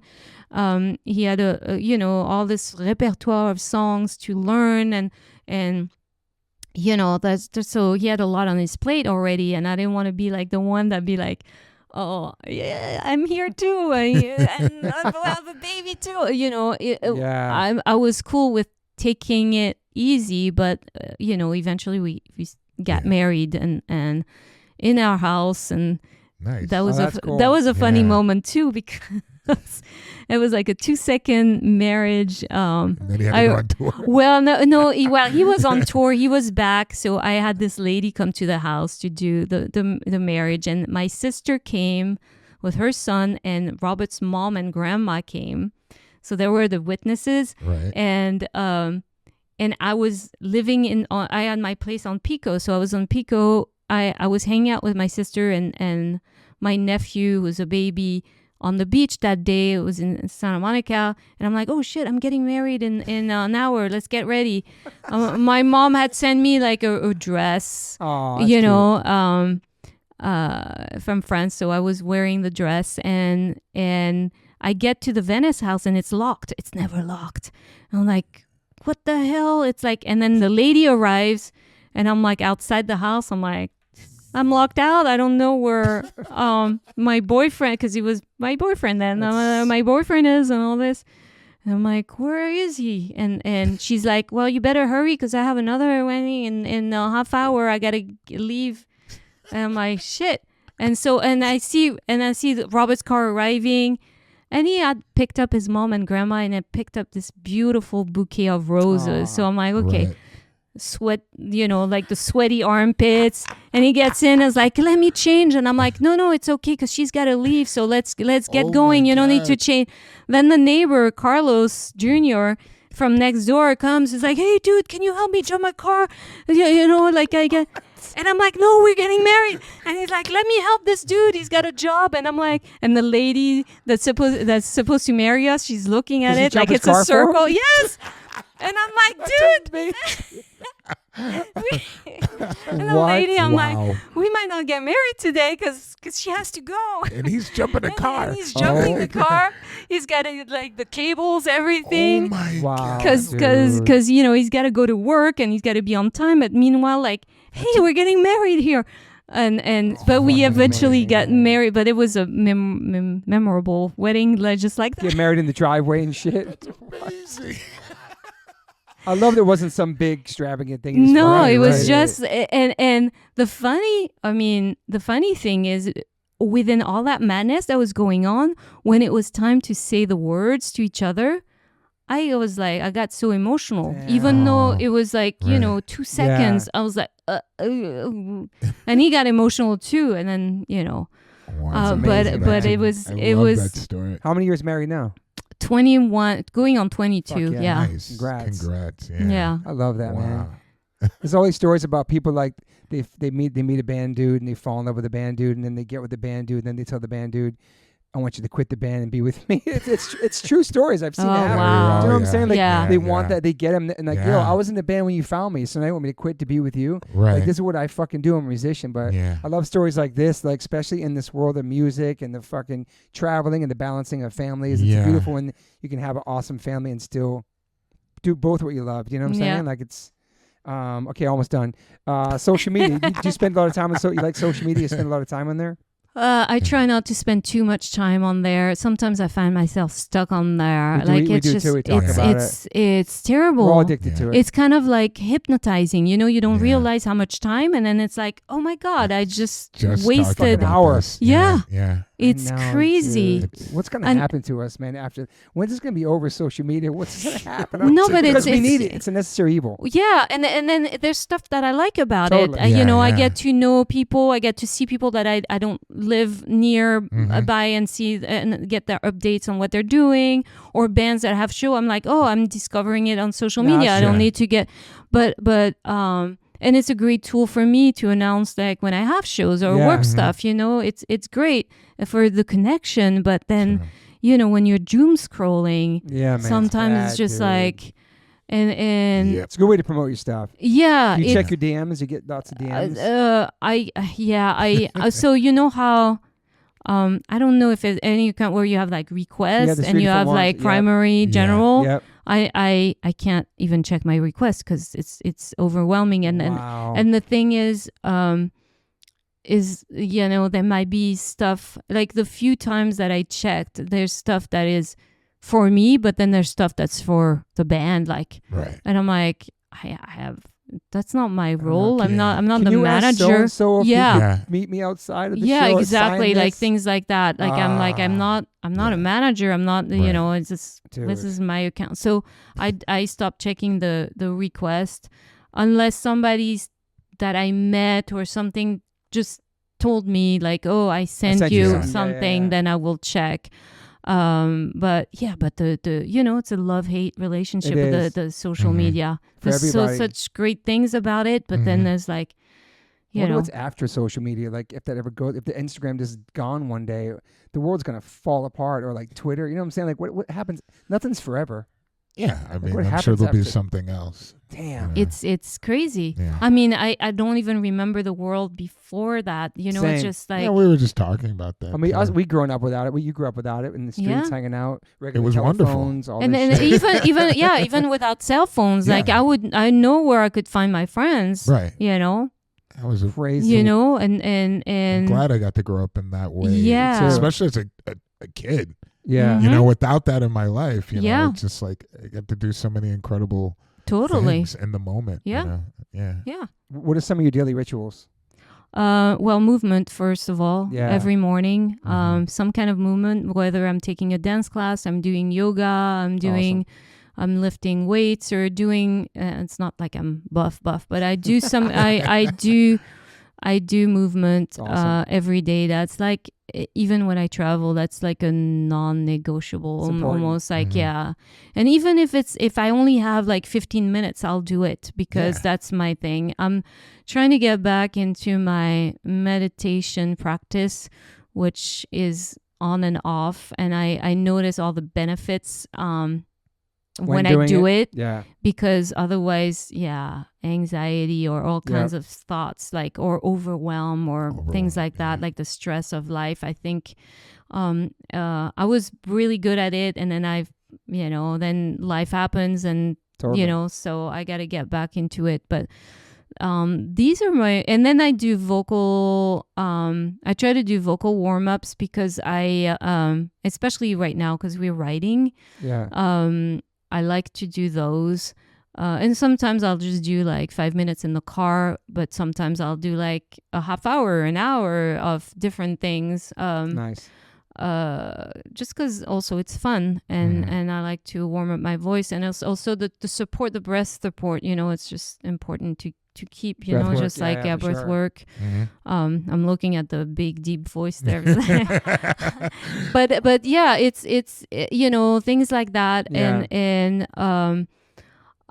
we live in Topanga, so we always have nature around. Nice. I try to remember that it's around and I can be in it if if I don't have time to meditate and I feel stressed, I'll just step outside and hang out with the bears. Hang out with the crazy bears. Yeah. It's cool. Your bears out there. It's wild. Yeah. Be careful. I know. Yeah. I heard you talking about the bears and then baby bears. Yes. That's when you have to be careful. Yes, the mom and her 3 cubs that are our neighbors. Stay away. Yeah. But we have mountain lions too, and coyotes, bobcats. California's the best. That's just beautiful owls and I love hawks and the red-tailed hawks and I'm a chicken hawk. See, you know what that's from. Is it hard for you to shut your brain up at night and go to sleep? Sometimes, or like it used to like. There's days, but really that's why my point was meditation is when I do it, it's almost like I can control my mind better and my thoughts, and then I can see when I am not meditating enough and this, You wake up early? I wake up early. Also, I think one of the reasons is we don't really have curtains in our room. So when the sun rises, I just get woken up. Like Robert can sleep in. I don't know. He sleeps anywhere. He falls asleep. I don't know if it's the years of touring. So lucky. I know, it's crazy. I know it's certain people like that. I'm just so I'm Yeah, jealous because really. sometimes I'd be exhausted and he's there, like snoring. And I'm like. And sometimes I'm like, I gotta fall asleep before he falls asleep because once he snores, like I can't fall asleep. And then I'm like, and so then you're like so focused on trying to sleep, and then he's like, he lays down, and a second later I hear. And I'm like, okay. Earplugs like bass player Paulo, he can fall asleep anywhere, anytime. He's like, oh yeah, I'm like, how is this possible? People fall asleep on airplanes before they take off. I'm like, he's so one of those I people. know, I'm it's like he's like, oh, I would sleep the whole flight. And I'm like, I'm a terrible flyer, man. Are you a good flyer? I mean, I don't. If it means like sleeping on flights, I don't really sleep that well. I'll watch movies on long flights. I'll be watching movies, and I'm like, okay, I should really sleep. Yeah. Last year when I went to Paris, and I knew that when I landed, I had a TV. I was on national TV. Damn. And then after that, I had rehearsals. After that, I had to visit the venue. The next day, I had the art opening. And the next day, I had 2 round tables and a class to teach for the fashion school. And then the next day, we had the show. Like, it was like nonstop. Yeah. So on that flight over there, I'm like, that's my chance to sleep. You have to. Yeah. Couldn't sleep, could not sleep. Let me ask you a question. Do you get emotional from watching movies on plane? Yeah, also. I was going to say that, dude. So stupid. And then I'm like, people watch me. Right. What is this? I was going to say that fucking There is something that affects you when you think it's related? I was reading about it. I'm fucking bawling on airplanes on stupid movies. And that's so funny. I never noticed the correlation. That's like, because I feel like, people that get up to go to the bathroom and they see me crying, and I'm like, no, but everything's cool. Like tearing up a Transformers. Like, oh is it something? Yeah, totally. Is it something with the air in your mind? It's something with the altitude. Yeah. That's interesting. It's a really weird thing, but I had to do research about it. I had that when I was pregnant. Like, I would cry for nothing, and I'm like, but I know it's the hormones. Right. But on planes, yes, I have that too. Weird thing that I thought it was just me. I'm gonna research it too now. You cry on planes too? Yes. Wow. Watching the most stupid movies. I'm just that you wouldn't cry at your house. Never would cry at my house, and it's just like tear coming down. I'm like, what is wrong with me? Like, what's going on here?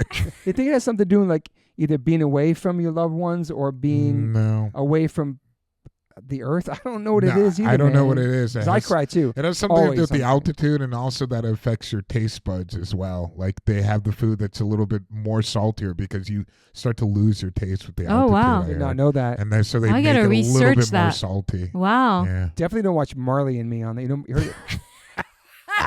That was I watched like The Help, and I was like, why am I watching? I was like, I know I'm gonna cry this, but I mean, there was something like absolutely ridiculous that I was crying it's so weird, like a wacky comedy, and I was just like, oh man. No, I know exactly what you're talking about, right? And I feel self-conscious because I'm like, oh yeah, I'm like, I'm totally have my head the flight down. attendant's coming, and I'm like. Oh yeah, I'm sure it happens to everybody. I'm sure it's a thing that happens to everybody. It is, man. but I did some research, and it's actually some scientific. Yeah, with the pressure oxygen or something. Interesting, right? It shrinks your brain and come up smart at the plane, go through customs. Emotional. It's so true though. Let's make a point. Next flight we take, which is gonna watch the most saddest movie ever, and see. I don't know. I just start thinking about I don't know. It's just it is weird. Lot. It's really weird, but I don't know what it is. Yeah. What about sobriety? You sober? I drink. I mean, I drink. I'm not sober per se. Yeah. I do drink, but I rarely drink. Like, I'll have the occasional glass of wine if I'm having like a nice dinner, but I don't.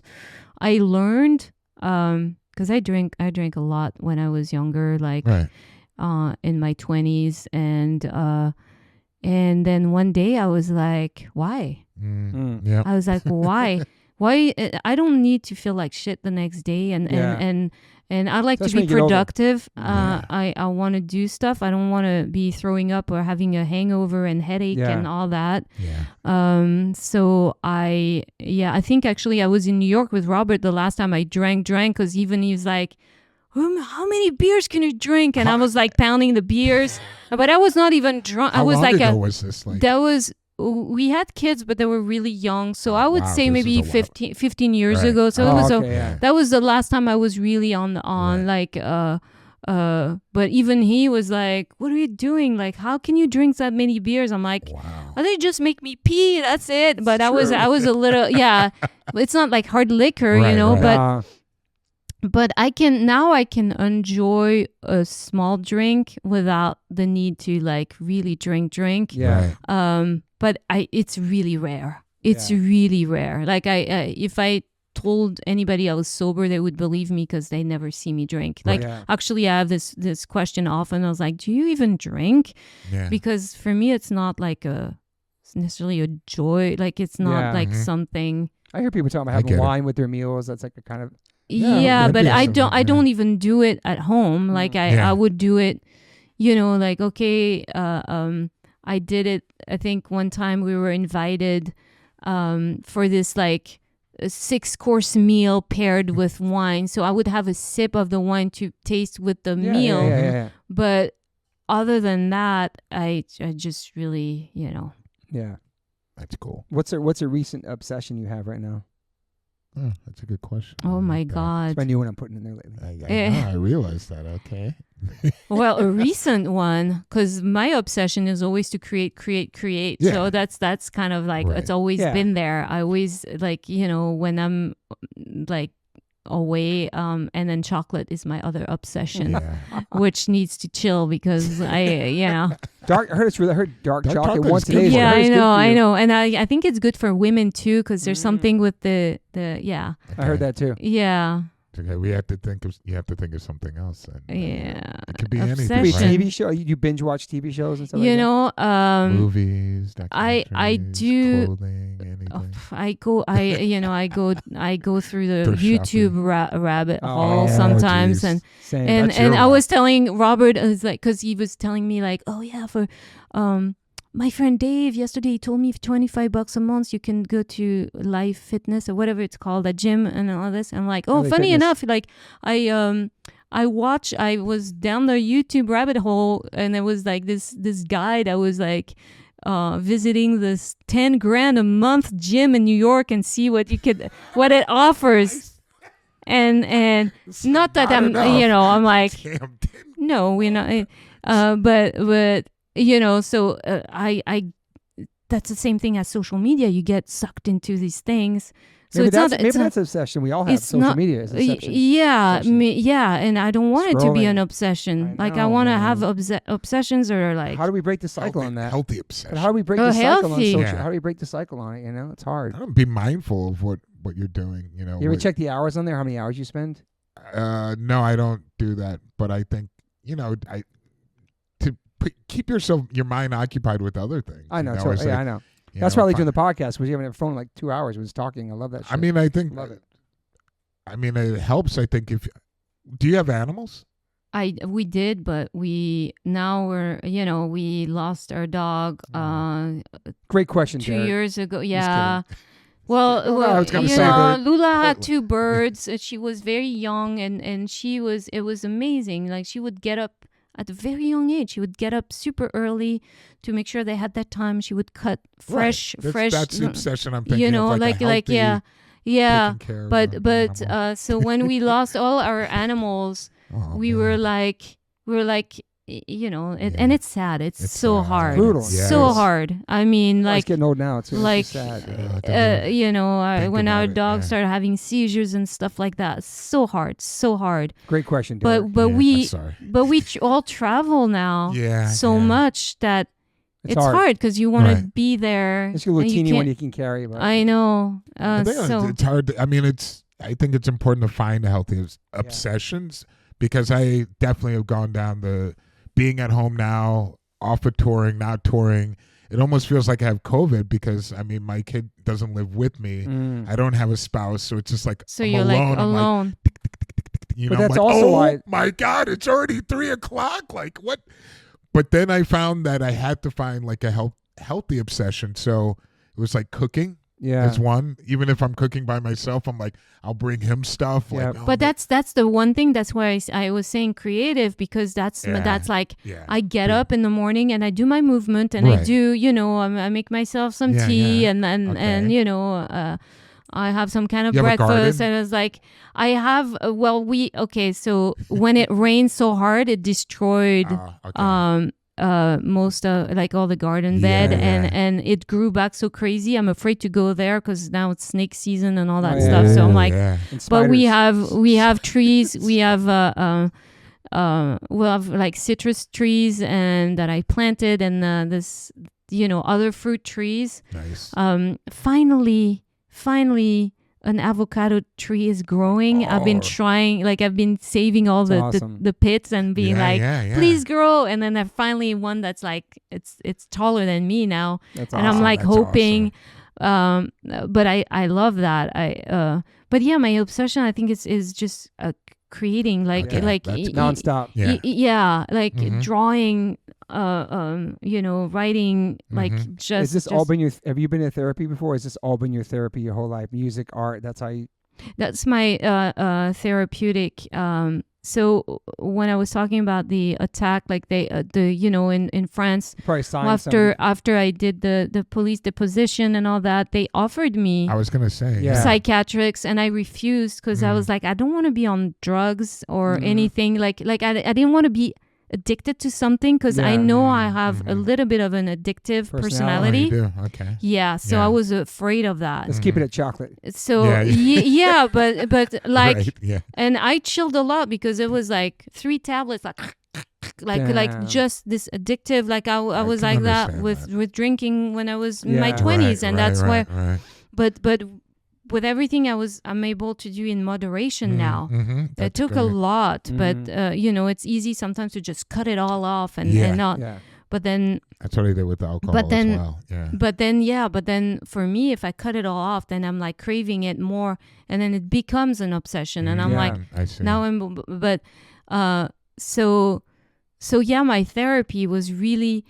Because I still deal with anxiety and stress, sure. and I that's my outlet, and that's why I'm saying this is my obsession. Is I have to carry, even when I travel, I carry a sketchbook and I'm sketching, and I'm right. It's it's helping me. Yeah. And sometimes you can't express things inside, and I'm like, okay, I get my. You've been through some traumatic events, man. Yeah, and so I think these are because I feel it when I can't. Be creative a day, my anxiety or cortisol goes up or if you the don't roof, get a workout in, you're like exactly in that same sense. Are you an optimist or pessimist?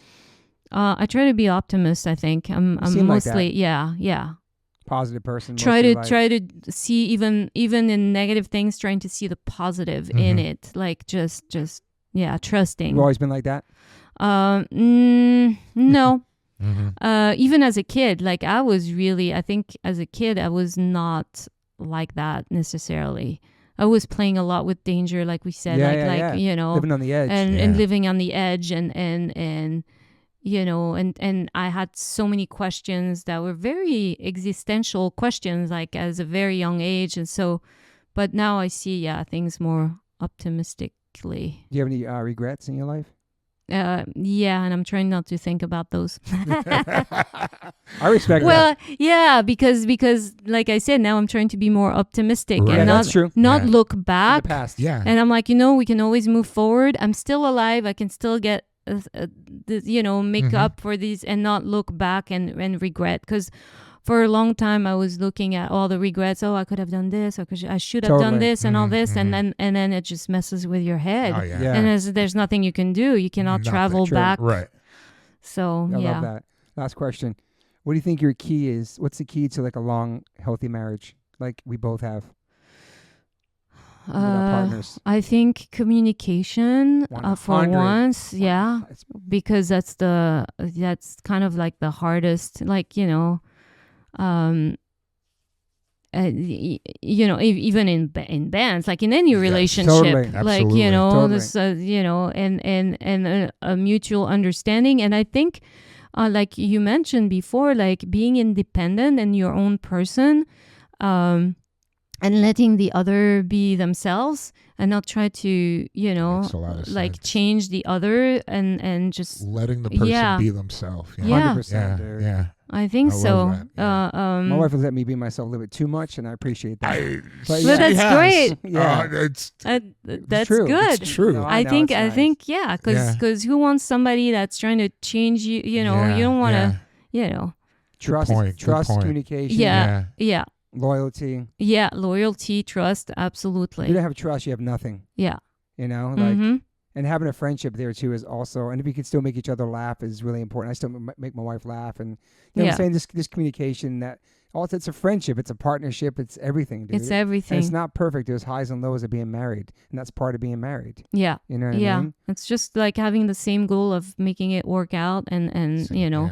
Same But goal. you're right. Like loyalty, that's a big thing for me too.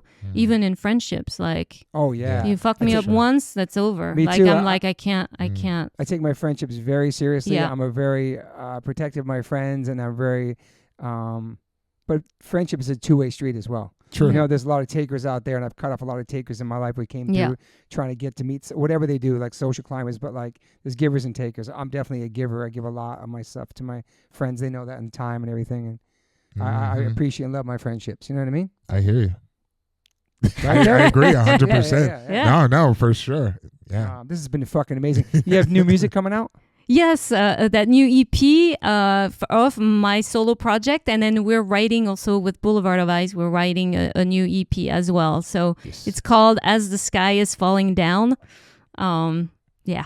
All right. This has been amazing. Like fucking, I met you a couple times throughout seeing the different art shows and through Derek, and just to hear your journey and have you here, it's fucking awesome. I really appreciate your time and hearing your story, and you're a badass human. Thank you for having me. That was awesome. That was great. I mean, it felt like 10 minutes of talking. It's 3.5 hours. 3.5 hours for sure. Oh my God, no, for real. You're fucking amazing. So great. Amazing. And you learned a lot about her too. No, I was just gonna say it's great to get to learn a lot of different things I didn't know about you. There's some crazy things we learned today, dude. I mean, like mind blowing. It's really, really cool though, because it's been some years. She definitely needs a book. Yeah. ASAP. Yeah. Maybe documentary or like, I don't know.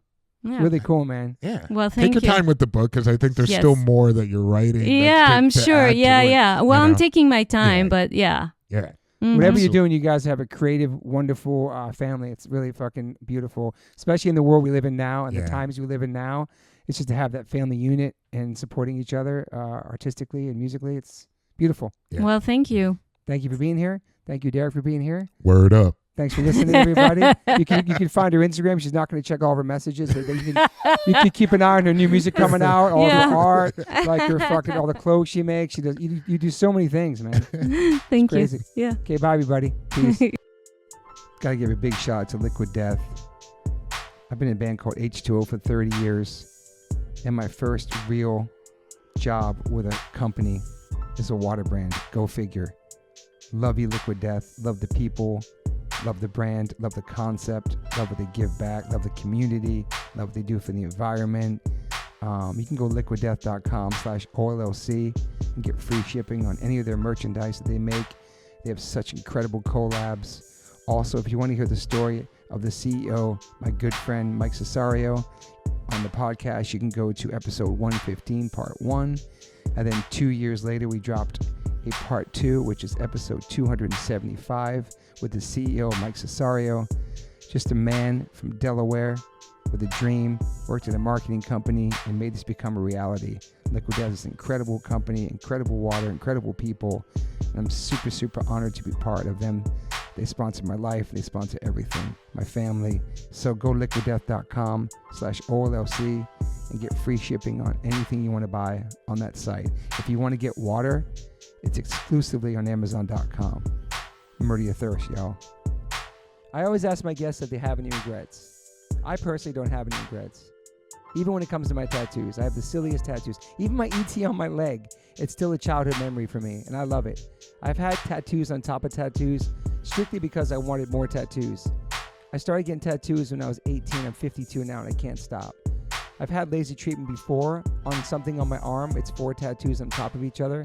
And that experience at that place was pretty fast. It was pretty cold. It was in and out, swipe the credit card. Don't really tell me much. Didn't give me much details or anything was going to happen. So I never went back. So as of most recently, I'm so lucky enough to have had 2 sessions at Removery Tattoo Removal. My tattoo on my arm that looks like a big black blob is now super light. I've had 2 sessions. I have a long road ahead of me. None of this stuff happens overnight. You cannot take a tattoo up in one sitting. You have to be patient. And it's painful. They ice you up. It's super fast. To me, it felt like a bunch of rubber bands. But what's more painful than that is looking at something on your body that you think you're stuck with for the rest of your life. That sucks. But now for me, I'm really happy I started this journey. I'm slowly going to get this tattoo removed. I never thought in a million years I have any kind of real estate on my arm. I don't even know what I want, but it's exciting. I'm so honored to announce that One Life, One Chance podcast is now with Removery. Call 866-934-4570 or go to removery.com. Use TobyH20 and get $100 off your first session. One of the most experienced tattoo removal companies in the world. Removery has 155 locations and 1.8 million treatments. US, Canada, and Australia. State-of-the-art peak-away laser technology, cryo-technology to reduce any discomfort. This is so exciting for me because all I do in these podcasts is talk about tattoos. From day one, if you've been listening to this podcast, we talk about tattoos, talk about getting removed, talk about getting covered up. So this is such a perfect fit for me. Definitely check out One Life, One Chance podcast, episode 281. I have Carmen Brody, Mike McTurnan, and Dustin Ortle from Removery. And this is over a 2-hour conversation. People had submitted questions. It's an incredible conversation breaking down the do's, the don'ts, the fears, process, the results, everything you could imagine about getting a tattoo removed. It's all in this podcast. It's an incredible episode. I appreciate them all coming out for it. So check that out if you want to learn more about Removery and what it's like to get a tattoo removed. Once again, go to removery.com or call 866-934-4570. Use my code TobyH20 and get $100 off. These guys are located everywhere. Try it out. I have a lot of friends who are sober, a lot of friends who are straight edge, a lot of my friends who are going through it. I know struggling with substance abuse and alcoholism can be really, really hard, especially knowing who to turn to. It can be really, really daunting. I'm here to say that a good friend of mine and his friend started this incredible treatment center called Refined Recovery. They gave me a phone number, 855-516-3332. You can text, you can call them. It's totally confidential. It's safe. There'll be somebody on the other line to help you out, a compassionate human being to talk to. They help you navigate the process, the insurance treatments. They accept most of private insurances. You can go refinerecovery.com, Refine Recovery Instagram. I know it's hard, but reach out to somebody, man. People care about you. People love you. People want you to be here for a long time. People love you in their lives. If you're going through it, make this phone call. It's totally private. I know people DM me all the time about going through it and going through sobriety and trying to get straight and trying to take care of themselves, and the struggle is totally real. And Refine Recovery is the definitely move. Reach out to them, 855-516-3332, or text them, 855-516-3332. You can call or text this number anytime, 855-516-3332. You know the drill. This number is here for you to call.